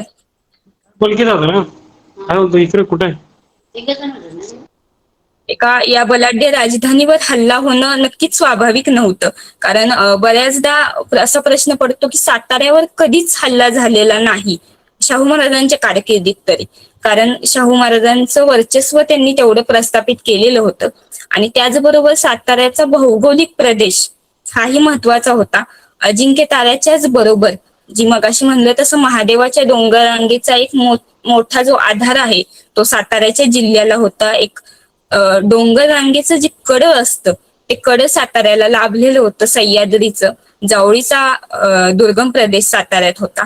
आणि अशा वेळी शाहू महाराजांचं नेतृत्व साताऱ्यात असताना साताऱ्यावर कधीही शाहू महाराजांच्या नेतृत्वात हल्ला झालेला नाही किंवा कोणतंही आक्रमण झालेलं नाही. ही एक फार वैभवशाली परंपरा आपण म्हणू शकतो. हे अजिंक्य तारा किल्ल्याचं मुख्य प्रवेशद्वार, अजिंक्य तारा आत्ताचे फोटो आहेत हे सगळे. हा अजिंक्य ताराचा दक्षिण दरवाजा आहे. आजही एक उत्तम आणि सुस्थितीत अजिंक्यतारा आपल्याला पाहायला मिळतो. अजिंक्यताराचा वरचा पसारा खूप मोठा आहे. राजवाड्याचे अवशेष आहेत, मंगळाई देवीचं मंदिर आहे, त्याचबरोबर नाण्याचं तांगसाळ आहे, धान्याचं कोठार आहे. राजवाड्याचे अवशेष बरेचसे पडलेले दिसतात, परंतु तो विस्तार आपल्याला कल्पना करू शकतो आपण की राजवाड्याचा विस्तार केवढा मोठा असेल वरचा. आणि या अजिंक्यतारा किल्ल्यावर आपण म्हणतो तसं अजिंक्यतारा स्वराज्याच्या दृष्टीने, साताऱ्याच्या दृष्टीने महत्वाचा आहे, कारण छत्रपती शिवाजी महाराजांचा पदस्पर्श या किल्ल्याला लाभलेला आहे.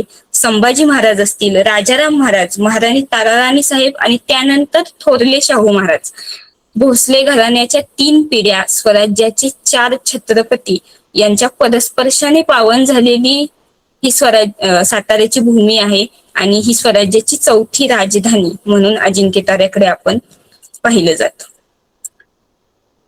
साताऱ्याचा सुवर्ण काळ म्हणून ओळखला जातो तो थोरल्या शाहू महाराजांचा काळ. मोगलांच्या कैदेतून सुटल्यानंतर शून्यातून विश्व उभारून शाहू महाराजांनी स्वराज्याचा विस्तार केला आणि स्वराज्याचं मराठा साम्राज्यामध्ये रूपांतर केलं. त्यामुळं साताऱ्याचा सुवर्ण काळ म्हणून थोरल्या शाहू महाराजांचा काळ हा ओळखला जातो. ही थोरल्या शाहू महाराजांची एक प्रतिमा आहे, मूर्ती आहे. राज्याभिषेकानंतरचा काही काळ किंवा त्यांच्या तारुण्यातल्या काही काळात शाहू महाराज अशा प्रकारची जी पगडी आहे, शाहू महाराजांचा जिरेटोप वेगळ्या प्रकारचा होता, ही पगडी अशा स्वरूपाची होती असं आपल्याला कळतं, कारण त्यांच्या तरुणपणीच्याच एका मराठी चित्रशैलीच्या चित्रात आपल्याला तसे उल्लेख बघायला मिळतात. पण त्यानंतर शाहू महाराजांनी कधी उंची वस्त्र किंवा पागोटी वापरलेली आपल्याला दिसत नाहीत. त्यामुळे ही एक तारुण्यातली त्यांची मूर्ती जी आजही साताऱ्यामध्ये महत्वाच्या कार्यक्रमांना पूजली जाते. त्यामुळे शाहू महाराजांचा काळ 1708 ते 1749, 1708 ला शाहू महाराजांचा राज्याभिषेक झालेला आहे. 12 जानेवारी 1708 साली अजिंक्यतारा किल्ल्यावर शाहू महाराजांचा राज्याभिषेक झालेला आहे. आणि योगायोग म्हणजे 12 जानेवारी ही इतिहासाच्या दृष्टीने एक महत्वाची आणि गौरवशाली तारीख आपण म्हणू शकतो, कारण स्वराज्याचं बीज ज्यांच्या मनात पहिल्यांदा आलं, ज्यांनी ते स्वराज्यात रुजवलं, त्या स्वराज्य संकल्पिका राजमाता माँसाहेब जिजाऊ साहेबांचा जन्मदिवस म्हणून 12 जानेवारी आपण म्हणतो. आणि त्यानंतर त्यांचाच पंतू म्हणजे थोरले शाहू महाराज यांनी स्वराज्य एका कठीण काळात असताना त्याचा विस्तार केला, एक मराठा साम्राज्य विस्तारवलं अख्ख्या भारतभरात. आणि त्यांनी ज्या स्वराज्य संकल्पिकेचा जन्मदिवस, त्या जन्मदिवशीच थोरल्या शाहू महाराजांनी आपला राज्याभिषेक करून घेतला. हा एक योगायोग आहे, पण इतिहासाच्या पानात तो नक्कीच महत्वाचा ठरतो. त्यामुळे तो 12 जानेवारी 1708 हा शाहू महाराजांच्या राज्याभिषेकाचा दिवस, हा सातारा स्वाभिमान दिवस म्हणून आज साजरा केला जातो, कारण साताऱ्याचं एक वर्चस्वाचं पर्व, एक स्वाभिमानाचं पर्व तेव्हापासून सुरू झालं. त्याचबरोबर शौर्य आगमन दिवस 4 जुलै 1719 साली 4 जुलैला साजरा केला जातो, कारण 4 जुलै 1719 साली शाहू महाराजांनी महाराणी येसूबाई राणीसाहेबांची कैदेतून मुक्तता केल्यानंतर महाराणी येसूबाई राणीसाहेबांचं जेव्हा पहिल्यांदा साताऱ्यात आगमन झालं, ती तारीख म्हणजे 4 जुलै 1719. शाहू महाराजांच्या सुटकेनंतर, शाहू महाराजांच्या साताऱ्यातल्या राज्याभिषेकानंतर सुद्धा महाराणी येसूबाई राणीसाहेब या मोगलांच्या कैदेत होत्या आणि आपल्या आईची सुटका करण्यासाठी शाहू महाराजांनी एक अत्यंत महत्वाकांक्षी मोहीम उघडलेली होती आणि ती मोहीम दिल्लीवर चालून जाण्याची होती. आणि इथे शाहू महाराजांनी पराक्रमाबरोबरच बुद्धियुक्तीचा सुद्धा वापर केला, कारण सय्यद बंधू म्हणून जे 2 भाऊ होते, त्या सय्यद बंधूंचा वापर करून, तसंच औरंगजेबाचा जो एक मेलेला वारस होता त्याला पुन्हा तोताई शाहू महाराजांनी उभा केला आणि दिल्लीच्या प्रवेशद्वारापर्यंत मराठ्यांचं सैन्य जाऊन पोहोचलं. बादशाह फारुख सियर हा दिल्लीच्या गादीवर असताना बादशाह फारुख सियरचे डोळे तोडून त्याच दरबारात हत्या करून शाहू महाराजांच्या सैन्यानं, मराठ्यांच्या सैन्यानं सगळी तहाची कलमं, सगळे मागण्या मंजूर करून घेतल्या. आणि त्यातलं एक महत्वाची मागणी होती ती म्हणजे महाराणी येसूबाई राणीसाहेबांची सुटका. आणि शाहू महाराजांचं दिल्लीवर चालून जाण्याचं एक महत्वाकांक्षी धोरण तेच होतं की आपल्या मातोश्रींची येसुबाई राणी साहेबांची सुटका करून गेलं आणि त्याचबरोबर दिल्ली स्वतःच्या अखत्यारीत आणलं. बादशाह फारुख सियरला मारून शाहू महाराजांनी संभाजी महाराजांच्या हत्येचा एक बदला त्या वेळी घेतला. त्याबरोबर आपल्या मातोश्रींची सुटका करून घेतली आणि दिल्लीचं जे तख्त आहे ते संपूर्णपणे आपल्या ताब्यात घेतलं. भले त्या गादीवर औरंगजेबाचे जे पुढचे जे वारस आहेत ते शाहू महाराजांनी बसवले, पण जो मेन रोल होता, जी एक कमांड होती ती कायम शाहू महाराजांकडे राहिलेली दिसते. त्यामुळे दिल्लीचं तख्तही त्यावेळीपासून शाहू महाराजांच्या अखत्यारीत राहिलं आणि म्हणूनच म्हणलं जातं की साताऱ्यात बसून शाहू छत्रपतींनी दिल्लीचे 5 बादशाह बदललेले आहेत. आणि फक्त पराक्रमाच्या नाही तर बुद्धियुक्तीच्या जोरावर सुद्धा शाहू महाराजांनी हे सगळे डावपेच खेळलेले दिसतात. त्यामुळे मगाशी म्हणलं तसं शिवछत्रपतींची बुद्धियुक्ती, संभाजी महाराजांचा पराक्रम, हे सगळा जो मिलाप होता गुणांचा तो थोरल्या शाहू महाराजांच्यात आपल्याला पाहायला मिळतो. साताऱ्यात राज्याभिषेक केल्यानंतर स्वराज्याचा विस्तार अगदी बंगालपासून लाहोर पर्यंत आणि दिल्लीपासून दक्षिणेत कांजीपुरम पर्यंत स्वराज्याचा विस्तार शाहू छत्रपतींच्या काळात झालेला दिसतो. म्हणूनच मराठा साम्राज्यात रूपांतर करणारा एक महाबली छत्रपती म्हणून शाहू महाराजांकडे पाहिलं जातं. स्वराज्याचं एक स्वप्न सुद्धा शाहू महाराजांनी साताऱ्याच्या राजधानीत बसून पाहिलेलं होतं. त्या स्वप्नाबाबत आपल्याला खरं तर राधाबाई आंग्रेंच्या पत्रातून कळतं, कारण त्यांनी म्हणलेलं आहे की महाराज साहेब मनात आणतील तर रुमशाम पर्यंत स्वराज्याचा भगवा फडकवतील. आणि रुमशाम म्हणजे आजचं युरोपाचं प्रवेशद्वार मानलं जातं, ते म्हणजे आजचं इस्तंबूल. आणि शाहू महाराजांनी मनात आणलं तर ते अगदी युरोप पर्यंत भगवा फडकवतील, कारण जवळपास अख्खा भारत पादाक्रांत केलेलाच होता. दिल्लीचं वर्चस्व शाहू महाराजांच्या ताब्यात होतं. त्यामुळंच शाहू महाराज हे नेतृत्व काय होतं हे आज जितकं आपल्याला कळतं, त्याचबरोबर त्यावेळी सुद्धा त्या काळच्या नेतृत्वांना सुद्धा शाहू महाराजांचा तितकाच दरारा होता. कारण इराणचा जो बादशाह आहे नादिर शहा, त्या नादिर शहानं त्याच वेळी शाहू महाराजांच्या हयातीतच लिहून ठेवलंय की हिंदुपती शाहू, हिंदुस्थानचा कारभार पाहण्यासाठी हिंदुपती शाहू हेच योग्य आहे, असं इराणचा बादशाह त्यांच्याच हयातीत लिहून ठेवतो. म्हणजे मराठ्यांच्या वर्चस्वाचा एक भक्कम दरारा जो आहे तो शाहू महाराजांनी निर्माण केलेला होता. त्यामुळं एक ताकदवान छत्रपती मराठ्यांचा आणि त्या दृष्टीने साताऱ्याचं एक योगदान हे फार महत्वाचं आहे. ते आपल्याला शाहू महाराजांच्या कालखंडातून कळतं. खरं तर आजही हे आपलं दुर्दैव आहे की बऱ्याच जणांना थोरल्या शाहू छत्रपतींच्या इतिहासाचा मागमूसही नसतो. खरं तर थोरले शाहू महाराज आणि राजश्री शाहू महाराज कोल्हापूरचे यामध्ये बरेच जण कन्फ्युज होताना दिसतात. यात दोष असा नाहीये की आपण इतिहास वाचत नाही, पण एक बेसिक गोष्टी ज्या आहेत त्या आपल्याला माहीत असायला पाहिजेत. कारण आजही आपल्या अस्तित्वाच्या ज्या पाऊलखुणा आहेत त्या या छत्रपतींच्या माध्यमातून तेजोमय आहेत. त्यामुळे थोरले शाहू छत्रपती काय आहेत, काय होते, फक्त सातारा नाही तर अख्ख्या भारताच्या दृष्टीने थोरले शाहू महाराजांचा इतिहास फार महत्वाचा आहे. आज आपल्याला शाहू महाराजांचा इतिहास जाणून घेण्याची बरीच साधनं उपलब्ध आहेत. तत्कालीन पत्र उपलब्ध आहेत, शाहू महाराजांच्या स्वतःच्या बखरी उपलब्ध आहेत. थोरल्या शाहू महाराजांची जी रोजनिशी असते, डायरी आपण ज्याला म्हणतो आजच्या भाषेत, ती सुद्धा आज आपल्याला उपलब्ध आहे. पेशवेकालीन कागदपत्र, पेशवे दप्तरमध्ये शाहू महाराजांची बरीच कागदपत्र आपल्याला ऑनलाईन मिळून जातात. त्याचबरोबर आज डॉक्टर PN शिंदे हे शाहू महाराजांच्या इतिहासाचा फार मोठा त्यांनी अभ्यास करून शाहू महाराजांवरचा मोठा ग्रंथ जो आहे ते त्यांनी लेखन केलेलं आहे, संपादित केलेला आहे, तो सुद्धा फार महत्वाचा आहे. त्यामुळे असे बरेच साधनं जी आहेत ती आपल्याला थोरल्या शाहू महाराजांच्या इतिहासाबद्दल माहिती देत असतात. आपण फक्त त्या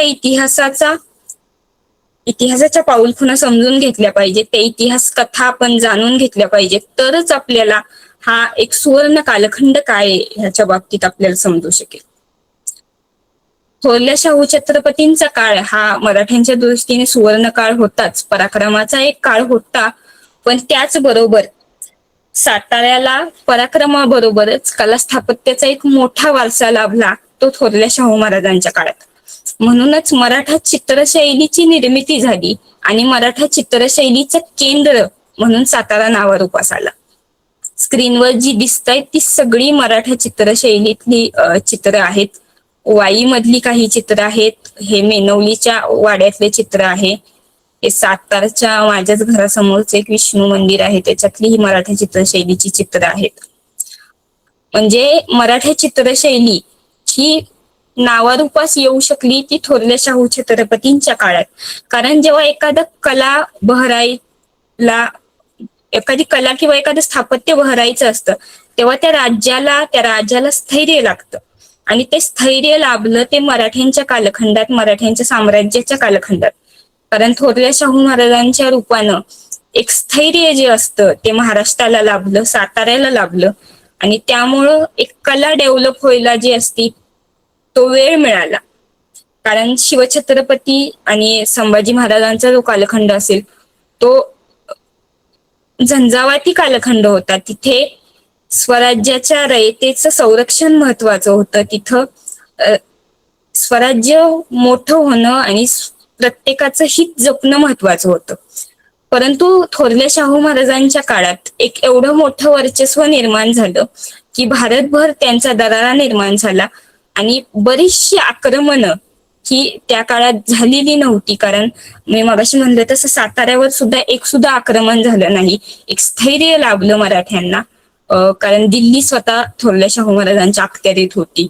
इराणचा बादशाह सुद्धा शाहू महाराजांना मानत होता. अशा वेळी शाहू महाराजांनी लोककल्याणाकडे जितकं लक्ष दिलं तितकंच लक्ष एका कलेच्या डेव्हलपमेंटसाठी दिलं. आणि त्यामुळं मराठा चित्रशैली नावाची एक स्वतंत्र कलाशैली या काळामध्ये 18व्या शतकामध्ये नावारूपास आली, निर्मितीस आली.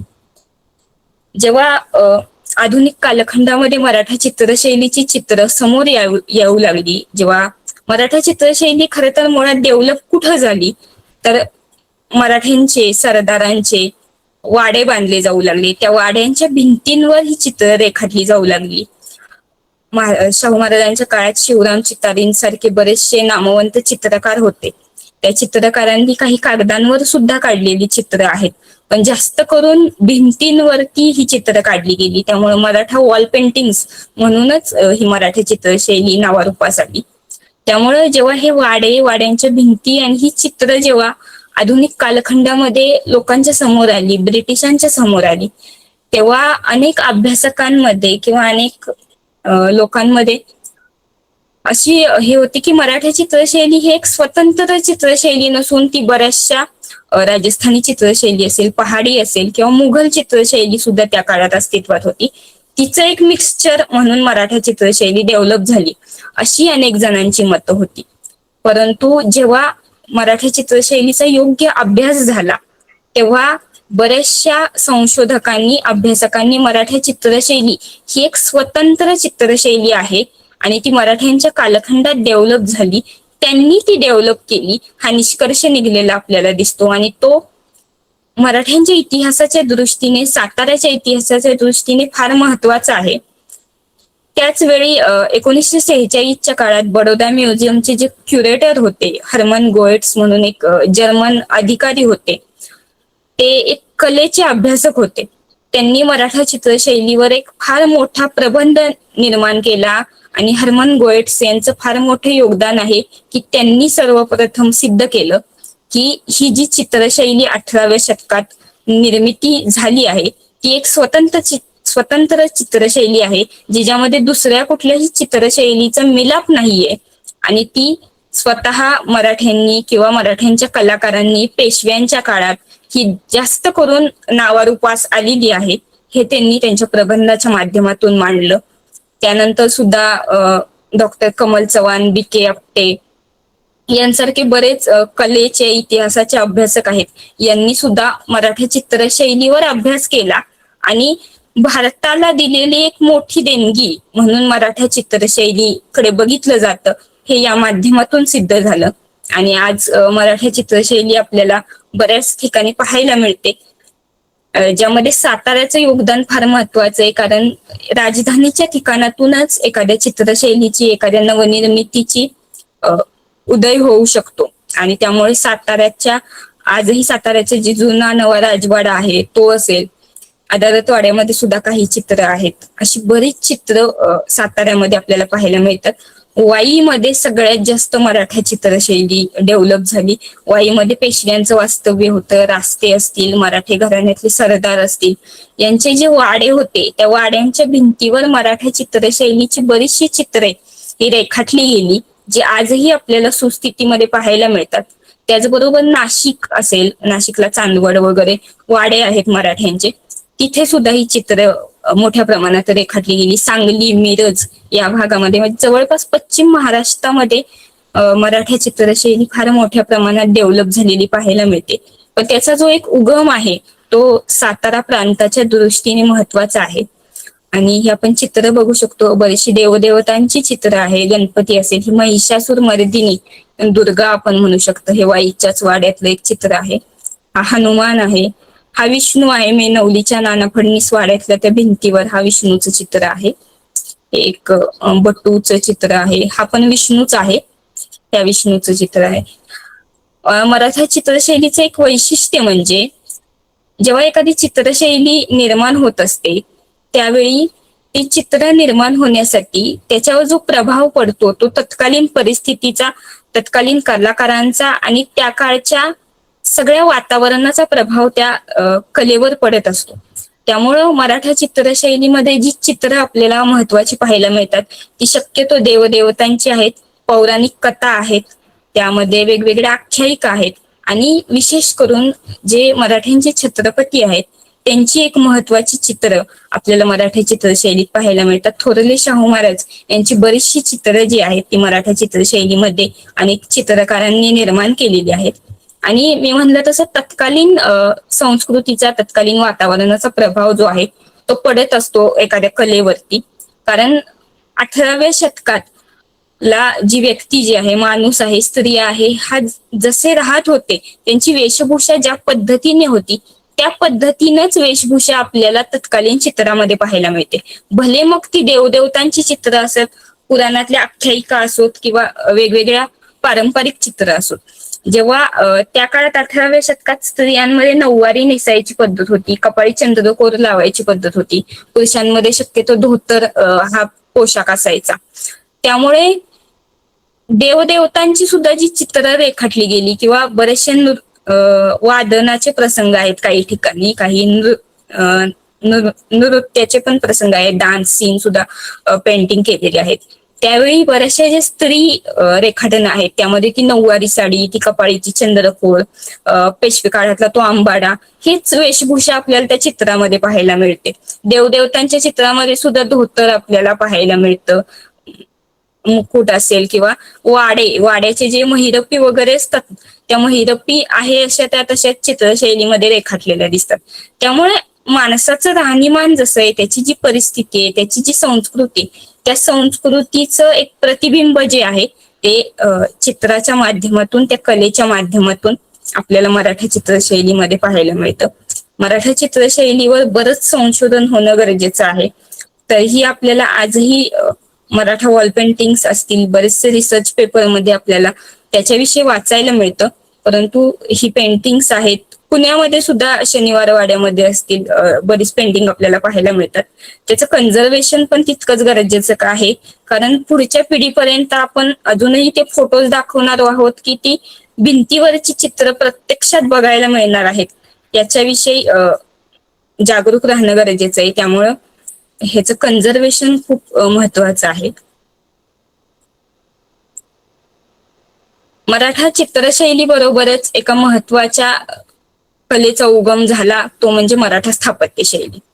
कला आणि स्थापत्य हे दोघांना समरस असणारे शब्द आणि ते मराठा कालखंडामध्ये शाहू महाराजांच्या सारख्या एका कलासक्त राजाच्या रूपानं त्याचा उदय साताऱ्यामध्ये झाला, कारण स्वतः शाहू महाराज हे कलासक्तच म्हणावे लागतील, कलेचे उत्तम भोक्ते म्हणावे लागतील, कारण त्यांनी कलेला वाव दिला, नव्या स्थापत्याला वाव दिला. आणि म्हणूनच सातारा आणि जवळपास पश्चिम महाराष्ट्र असेल, पुणे, सांगली, कोल्हापूर सारख्या बऱ्याच भागामध्ये या स्थापत्य शैलीचा उगम झालेला आपल्याला पाहायला मिळतो. याच्या बऱ्याच वास्तू ज्या आहेत त्या 18व्या शतकात निर्माण झाल्या. पहिला जो फोटो आहे तो आपल्याला दिसतोय तो लिंबची बारामोटेची विहीर ही मराठा स्थापत्य शैलीतील एक उत्तम उदाहरण म्हणून या बारामोटेच्या विहिरीकडे बघितलं जातं. हा एक पॅनोरामा व्ह्यू आहे बारामोटेच्या विहिरीचा. हा सुद्धा बारामोटेच्या विहिरीचाच फोटो आहे. बारामोटेच्या विहिरीचं हे विशेषण म्हणजे हा त्याच्या आतला एक वाडा, विहिरीत वाडा बांधण्याची ही पद्धत ही मराठ्यांच्या बाराव स्थापत्येचं एक विशेषणच म्हणावं लागेल. आणि मुळात लिंबची बारामोटेची विहीर आणि शाहू महाराजांचं एक अनोखंच नातं होतं असं म्हणावं लागेल. कारण हा जो बारामोटेच्या विहिरीचा जो परिसर आहे तो शाहू महाराजांची एक खाजगी बागेचा परिसर होता किंवा ही आमराईचा मोठा परिसर होता. आणि ह्याच जागेत बारामोटेच्या विहिरीच्या जागेत महाराजांचं एक स्वतंत्र प्राणी संग्रहालय होतं अशी आपल्याला तत्कालीन पत्रांमधून उल्लेख बघायला मिळतात. शाहू महाराज हे स्वतः प्राणीप्रेमी होते. त्यांचा लाडका श्वान खंड्या तर होताच, पण त्याचबरोबर त्यांना शिकारीचा फार मोठा शौक होता. अगदी बिबट्यांपासूनची शिकार त्यांनी केली, वाघाची शिकार, आणि वेगवेगळ्या प्रकारचे ससाणे असतील, वाघ असतील, बिबटे असतील, हे जे वेगवेगळे नमुने शाहू महाराजांनी इथं आणलेले होते साताऱ्यामध्ये. नीलगाईचे सुद्धा उल्लेख आपल्याला पत्रामध्ये सापडतात की साताऱ्यामध्ये वेगळ्या प्रकारच्या नीलगाय आणायच्या आहेत. आणि हे शाहू महाराजांचं प्राणी संग्रहालयाचं ठिकाण म्हणून बारामोटेची विहीर नावलौकिस आलेली होती. शाहू महाराजांच्या ज्या दुसऱ्या पत्नी होत्या विरुबाई साहेब भोसले, त्यांनी ही विहीर बांधून घेतलेली दिसते. श्रीमंत विरुबाई साहेब भोसले असा त्यांच्या नावाचा तो शिलालेख सुद्धा बारामोटेच्या विहिरीच्या तिथं अस्तित्वात आहे. आणि ही वरची ती महालाची जागा आहे. बारामोटेच्या विहिरीच्या बाहेर तख्ताची सुद्धा जागा आहे जिथे शाहू महाराज बसून काही निवाडे सुद्धा करत असू शकतील. इथे आज जे 4 खांब आहेत त्याच्यावर वेगवेगळी शिल्पे रेखाटलेली आहेत. त्यातल्या एका खांबावर शाहू महाराजांचं स्वतःचं शिल्प आहे. हत्तीवर आरूढ असणार, हातात त्यांच्या हुक्का आहे आणि तो शाहू महाराजांचं शिल्प म्हणून त्याचं संशोधन झालेलं आहे. आणि अशी शाहू महाराजांची बरीचशी 2-3 शिल्पे साताऱ्याच्या परिसरात अस्तित्वात आहेत. किन्हईचा जो साखरगड आहे तिथे सुद्धा शाहू महाराजांचं एक शिल्प आपल्याला पाहायला मिळतं. माहुलीची मंदिरं ही मराठा स्थापत्य शैलीचे एक उत्तम उदाहरण आहेत. माहुलीच्या काशी विश्वेश्वर मंदिरातून समोरच्या या कळसाचा नंदी मंडपाचा हे शिखर आहे, तिथला हा फोटो आहे. औंधचे जे पंतप्रतिनिधी होते, श्रीपतराव पंतप्रतिनिधी, हे शाहू महाराजांचे जवळचे मित्र होते. अतिशय जवळचे संबंध श्रीपतराव पंतप्रतिनिधी आणि औंधच्या शाहू महाराजांचे होते. आणि त्यांनी शाहू महाराजांच्या आदेशानुसार शाहू महाराजांनी त्यांना ही माहुलीची जमीन दिली आणि त्यांनी एक अतिशय देखणं मंदिर म्हणून हे माहुलीचं काशी विश्वेश्वर मंदिर आणि इतरही माऊलीची बरीच 10-12 मंदिराचा समूह आहे. त्यातली बरीचशी मंदिर ही औंधच्या श्रीपतराव पंतप्रतिनिधींनी बांधलेली आपल्याला दिसतात. हे क्षेत्र माहुलीचा परिसर आहे. समोर हा कृष्णा कोयनेचा संगम, इकडे संगम माहुली आणि इकडे क्षेत्र माहुली असा हा दक्षिण काशी म्हणून साताऱ्याचा एक महत्वाचा परिसर आहे, जो मराठा स्थापत्य शैलीचा वैभव संपन्न परिसर म्हणून आपण म्हणू शकतो. कडचं हे क्षेत्र माहुलीतलं राधाशंकर मंदिर आहे. भोरचे पंत सचिव होते शंकराजी, त्यांच्या ज्या पत्नी होत्या राधाबाई, त्यांनी आपल्या पतीच्या स्मरणार्थ हे मंदिर बांधलं म्हणून त्याला नाव पडलं राधाशंकर मंदिर. म्हणजे एका पत्नीनं आपल्या पती गेल्यानंतर त्याच्या स्मरणार्थ बांधलेलं मंदिराचं एक उदाहरण म्हणून क्षेत्र माहुलीतल्या या राधाशंकर मंदिराकडे पाहिलं पाहिजे. आणि एक उत्तम स्थापत्याचा कलेचा एक उत्तम नमुना अशी ही सगळीच माहुलीतली मंदिरे आहेत. कारण आजही साताऱ्यात आलो तरी आपल्याला माहित असतं की बऱ्याचदा आपण आपल्या नातेवाईकांना, आपल्या जवळच्या व्यक्तींना माहुली बघायला नेतो, कारण माहुलीची मंदिरं तितकीच आकर्षक आहेत. मराठा स्थापत्य शैलीचं केंद्र म्हणून माहुलीकडे बघितलं जातं. ही पण मराठा स्थापत्य शैलीचीच काही उदाहरणं. हे जो पहिला फोटो दिसतोय ही महाराणी येसूबाई राणीसाहेबांची समाधी आहे. ही थोरल्या शाहू महाराजांनीच त्यांच्या हयातीत आपल्या मातोश्रींची ही समाधी बांधून घेतली. ही समाधी सुद्धा अतिशय सुंदर मराठा स्थापत्य शैलीचे एक उत्तम उदाहरण आहे. अतिशय भव्य अशी ही समाधी आहे. त्याच्यावर शरभ शिल्प आहेत. एक ताकदवान प्राणी आणि सामर्थ्याचं प्रतीक म्हणून शरभ या मिथकातील प्राण्याकडे पाहिलं जातं आणि हा शरभ प्रत्येक राजचिन्ह म्हणून समाधीवर असेल किंवा गडकिल्ल्यांवर कोरलेला पाहायला मिळतो. तर ही महाराणी येसूबाई राणीसाहेबांची समाधी जेव्हा आपण माहुलीत संगम जातो तेव्हा डाव्या हातालाच ही येसूबाई राणीसाहेबांची समाधी आहे.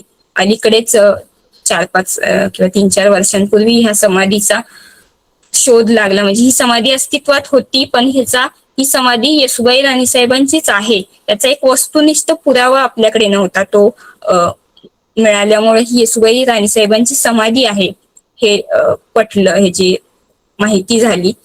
साताऱ्यातल्या जिज्ञासा मंच यांचं एक मोलाचं योगदान आहे या समाधीच्या शोधामागे आणि त्याच्या संवर्धनामागे सुद्धा. कारण आता ही समाधी एक राज्य संरक्षित स्मारक म्हणून स्टेट गव्हर्नमेंटकडे ही आता संरक्षित स्मारक झालेली आहे. आणि खरंच स्वराज्याच्या एका पराक्रमी आणि तितक्याच त्यागमूर्ती असणाऱ्या महाराणी साहेबांची ही साताऱ्यातली समाधी हिचं जतन संवर्धन होणं सुद्धा तितकंच गरजेचं आहे. आणि त्या दृष्टीनेच उचललेलं हे महत्वपूर्ण पाऊल म्हणावं लागेल की आता राज्य संरक्षित स्मारक म्हणून घोषित आहे. त्याचबरोबर हा दुसरा फोटो आहे. हा सापचा राजवाडा आहे. सातारा जिल्ह्यातलं रहिमतपूर जे गाव आहे त्या रहिमतपूर गावामध्ये रहिमतपूरच्या गावामध्ये साप नावाचं एक गाव आहे. तिथला हा राजवाडा आहे. मराठ्यांचे सरदार होते कदम, इंदुरोजीराव कदम असं त्यांचं नाव. त्यांची ही गडी आहे. म्हणजे पूर्ण भुईकोटासारखी ही गडी आणि त्यांच्या वास्तव्याचा हा राजवाडा होता. आज त्यांच्या तत्कालीन वंशजांकडे हा राजवाडा आहे. पण अत्यंत मराठाकालीन वाडे कसे असतात, वाडे व गडी ही एक संकल्पना 18व्या शतकात फार मोठ्या प्रमाणात उदयास आली आणि त्याचं एक उत्तम उदाहरण म्हणून सापचा हा सातारा जिल्ह्यातला राजवाडा याच्याकडे बघावं लागतं. कारण आत विहीर आहे, फार मोठा राजवाडा आहे, देवघर आहे, बसायची जागा आहे, बाग आहे आणि एक मोठा परिसर हौद आहे. हा मोठा परिसर जो आहे तो हा या राजवाड्याचा आहे. आणि हे सापचे इंदुरोजीराव कदम हे शाहू महाराजांच्या काळातले महत्वाचे सरदार म्हणून ओळखले जातात. शाहू महाराजांच्या काही गोष्टी आहेत, त्या गोष्टींमधलीच एक जी कथा आहे ती सुद्धा या कदम सरदारांची जोडली जाते. की एकदा थोडक्यात सांगायचं झालं तर एकदा शाहू महाराज आपल्या कक्षामध्ये असताना, हे इंदुरोजीराव कदम असं काही ठिकाणी नाव येतं की सापचे जे सरदार आहेत हे इंदुरोजीराव कदम शाहू महाराजांना भेटावयास आलेले होते साताऱ्यामध्ये त्यांच्या राजवाड्याच्या ठिकाणी. त्यावेळी ते सरदार अतिशय उंची वस्त्र आणि दागिने, हिऱ्यांचे दागिने, सोनं बरचसं काहीतरी घालून आलेले होते आणि ह्याची खबर शाहू महाराजांना त्यांच्या कक्षापर्यंत जाऊन पोहोचली. आणि त्यावेळी शाहू महाराजांना अजिबात उंची वस्त्र किंवा पागोट वगैरे याची जास्त हौस नव्हती. कारण शेवटी छत्रपतीच होते ते. त्यांनी उंची कपडे घातले काय किंवा कित्येक दागिने घातले काय तरी ते छत्रपतीच राहणार होते. आणि त्यावेळी त्यांच्या सेवकाने त्यांना वर्दी दिली की हे सरदार, सापचे सरदार तुम्हाला भेटायला आलेले आहेत. आणि पागोट त्यांच्या समोर केलं की पागोट घालून जावं, असं मोकळ्या डोक्यानं किंवा बोडक्या डोक्यानं जाऊ नका. त्यावेळी शाहू महाराजांना आश्चर्य वाटलं की आपला सरदार एवढं मोठं सोनं, नाणं, उंची वस्त्र वगैरे घालून आलेलं आहे. तेव्हा शाहू महाराजांनी त्यांना काहीही न बोलता एक युक्ती लढवली. आणि ती युक्ती म्हणजे शाहू महाराजांचा एक लाडका श्वान होता. सुरुवातीला म्हणलं ते लाडका कुत्रा खंड्या, ज्यानं शाहू महाराजांचा जीव वाचवलेला होता. तो त्यांचा अतिशय लाडका श्वान होता. त्याला शाहू महाराजांच्या दरबारात एक विशिष्ट बसण्याची जागा होती. त्याला जहागिरी शाहू महाराजांनी दिलेली होती, त्यामुळे तो स्वराज्यातला एक जहागीरदार सुद्धा होता. तर शाहू महाराजांनी आपले सगळे दागिने खंड्याला घातले आणि त्या खंड्याला दरबारात पाठवून दिलं. त्यावेळी काहीही न बोलता शाहू महाराजांनी त्या सरदारांना आपली चूक किंवा आपलं जे काही राहणीमान आहे ते लक्षात आणून दिलेलं दिसतं. एवढी म्हणजे एक छोटीशी कृती शाहू महाराजांनी केली आणि त्या सरदारांचं गर्वहरण केलेलं आपल्याला या कथेच्या माध्यमातून दिसतं. तर ती जी कथा आहे ती या इंदुरोजीराव कदम या सापच्या सरदारांची रिलेट केली जाते. हा त्यांची वाडा ही त्यांची गडी आहे. हा जो तिसरा फोटो दिसतो हे शरफ शिल्प आहे. माहुलीत एंटर केल्यानंतर डाव्या हाताला जी सगुणाबाई राणीसाहेब शाहू महाराजांच्या ज्या पत्नी आहेत त्यांची समाधी आहे ना, त्याचा जो चौथरा आहे त्या चौथऱ्यावर खालच्याच बाजूला हे शरफ शिल्प कोरलेलं आहे. हे द्विपंखधारी शरफ शिल्प ह्याला म्हणतात. हा शरभ आहे आणि हा साप जो आहे तो सापानं तो वेखा घातलेला आहे. शरभ आपल्या शेपटीनं बरोबर त्या सापाला नेस्तनाभूत करताना दिसतोय. म्हणजे ह्या एका शरफ शिल्पावरून आपल्या लक्षात येऊ शकतं की त्या काळची मराठ्यांची स्थापत्य शैली किंवा एक कलाकुसर केवढी डेव्हलप झालेली होती. कारण महाराष्ट्रातलं हे असं शरफ शिल्प आपल्याला दुसरीकडे कुठेच बघायला मिळत नाही, जे आपल्याला साताऱ्यात बघायला मिळतं. मला बरेच जण म्हणले होते की हा एक लोगो असल्यासारखा सुद्धा दिसतोय, कारण खरोखर तो गोल आकारामध्ये असणारा एक सुंदर लोगो म्हणावा इतकं सुंदर ते शरफ शिल्प कोरलेलं आहे. एक सुंदर कलाकुसर आणि 3D टाईप मध्ये त्या चौथऱ्यावर हे शरफ शिल्प कोरलेलं आहे. मराठा स्थापत्य शैलीचं हे एक उत्तम उदाहरण म्हणून या कोरीव शिल्पाकडे आपण बघू शकतो. त्याचबरोबर हा खालचा फोटो हा कनेरखेडचा आहे. कनेरखेड हे शिंदे घराण्याचं गाव आहे. महादजी शिंदेचं गाव. पानिपतच्या युद्धामध्ये जेव्हा शिंदे घराण्यातले 16 वीर यांनी बलिदान स्वीकारलं तेव्हा त्यांच्या स्मरणार्थ हे 16 खांबी स्मारक आजही कनेरखेड, साताऱ्यातल्या कनेरखेड या गावामध्ये हे उभारलेलं आहे. महादजी शिंदेचा वाडा सुद्धा आहे या कनेरखेडमध्ये. त्याबरोबर कन्हेरेश्वराचं सुंदर मंदिर आहे आणि हे 16 खांबी स्मारक हे सुद्धा मराठा स्थापत्य शैलीचं एक प्रतीक आहे. हे पाटेश्वरचं मंदिर आहे. पाटेश्वरच्या लेण्या तर आपल्या सगळ्यांनाच माहीत असतील, पण हे पाटेश्वरचं जे मंदिर आहे हे मराठा कालखंडातलं आहे. सरदार अनगळ यांनी याचा जीर्णोद्धार केलेला आहे. अहिल्याबाई होळकरांच्या सांगण्यावरून सरदार अनगळ यांनी अतिशय सुंदर या मंदिराचा जीर्णोद्धार केलेला दिसतो. यात बऱ्याच ज्या मूर्त्या आहेत त्या सुद्धा मराठा कालखंडातील दिसतात. आणि इथला पाटेश्वरच्या या मंदिरातला नंदी मंडपातला नंदी आणि क्षेत्र माहुलीच्या रामेश्वर मंदिरातला नंदी जर आपण बघितला तर अतिशय साम्य असलेला हा नंदी आहे, कारण दोन्हीही नंदी हे मराठा स्थापत्य शैलीच्या कलेच्या माध्यमातून घडलेले आहेत. त्याचबरोबर चतुर्मुख शिवची एक मूर्ती आहे या पाटेश्वरच्या देवळीमध्ये. तीच सेम टू सेम मूर्ती, त्याच धाटणीची मूर्ती क्षेत्र माहुलीच्या तिथे सुद्धा आपल्याला पाहायला मिळते. त्यामुळे कला स्थापत्याचं एक साम्य, मराठ्यांच्या कलेची एक धाटणी जी असते ती अशा पद्धतीने आपल्याला बऱ्याच ठिकाणी रिलेट होताना दिसते. ही अशी मराठा स्थापत्य शैलीची उदाहरणं. हे 1800 साली एका ब्रिटिश अधिकाऱ्यानं काढलेलं संगम माहुलीचं वॉटर कलरचं पेंटिंग आहे. हे त्या काळचं 1800 सालचं पेंटिंग आहे. इथनं आपल्याला हे काशी विश्वेश्वराचं मंदिर आहे, हा माहुलीचा कृष्णा कोयनेचा संगम, ही दीपमाळ, आणि ह्याच्यावरून आपल्याला लक्षात येईल की किती वैभव संपन्न हा प्रदेश होता. इथे जो हा वरचा टेहळणीचा बुरुज आहे तिथं सुद्धा एक छत्र आपल्याला दिसतं. हे आत्ता अस्तित्वात नाहीये आपल्या इथं, पण हे सगळं आहे. ह्या ज्या दिवड्या वगैरे आहेत, हे झाड आहे, हनुमानाची मूर्ती, सेम टू सेम आज आपण बघितलं तर काशी विश्वेश्वराचं मंदिर आणि 1800 काळात 1800च्या सालचं हे चित्र, म्हणजे त्या काळचं एक प्रतिबिंब, एक माहुली किती संपन्न होती आणि मराठ्यांच्या स्थापत्य शैलीमुळं ती आजही संपन्न आहे असं म्हणायला हरकत नाही. आणि ब्रिटिश अधिकाऱ्यांना सुद्धा या माहुलीची भुरळ घातली होती, म्हणूनच त्यांनी हे अतिशय सुंदर असं वॉटर कलर पेंटिंग या माहुलीचं करून ठेवलेलं आपल्याला दिसतं. तर साताऱ्याच्या दृष्टीने एक महत्वाची बाब म्हणजे सातारा हा एक ऐतिहासिक राजघाटचा परिसर आहे. मगाशी म्हणलं तसं भोसल्यांच्या 3 पिढ्यांची पावलं या साताऱ्याला लागलेली आहेत. थोरल्या शाहू छत्रपतींनी या साताऱ्याला राजधानीचा बहुमान प्राप्त करून दिला आणि त्यानंतरच मराठ्यांच्या वर्चस्वाचं पर्व साताऱ्यातून सुरू झालं. महाराणी येसुबाई राणीसाहेब साताऱ्यात राहिल्या, महाराणी ताराबाई राणीसाहेब सुद्धा साताऱ्यातच राहिल्या. त्यांचा जो अंत होता वृद्धा काळात तो सुद्धा साताऱ्यात झाला. म्हणजे 2 महाराणी असतील, एक छत्रपती असतील, यांच्या समाध्या आपल्याला आजही साताऱ्याच्या प्रदेशात पाहायला मिळतात. माहुलीचा जो आज राजघाट आहे तो एक ऐतिहासिक राजघाट आहे, कारण इथं छत्रपती घराण्यातील बऱ्याचशा समाध्या आपल्याला पाहायला मिळतात. या समाध्या म्हणजे या मातीतल्या प्रत्येक माणसाची एक ऊर्जा स्थळं आहेत, स्फूर्ती स्थळं आहेत, असं म्हणलं तर वावगं ठरणार नाही. ही थोरल्या शाहू महाराजांची समाधी आहे. ही पण शाहू महाराजांची समाधी आहे. हा येसुबाई राणी साहेबांच्या समाधीचा फोटो आहे मगाशी दाखवल्याप्रमाणे. त्याचबरोबर या येसुबाई राणी साहेबांच्या समाधीच्या समोर थोरल्या शाहू महाराजांच्या पत्नी सगुणाबाई साहेब यांची सुद्धा समाधी आपल्याला पाहायला मिळते. थोरल्या शाहू छत्रपतींच्या समाधीच्या काही अंतरावरच महाराणी ताराबाई राणी साहेबांच्या समाधीचं स्थान आहे. दुर्दैवानं आज गाळाच्या पाण्यामुळे बऱ्याचदा ती समाधी झाकली जाते, पण त्या समाधीचा सुद्धा जीर्णोद्धार पुढच्या काही वर्षात होईल अशी आशा आहे, कारण निधी सुद्धा मंजूर झालेला आहे.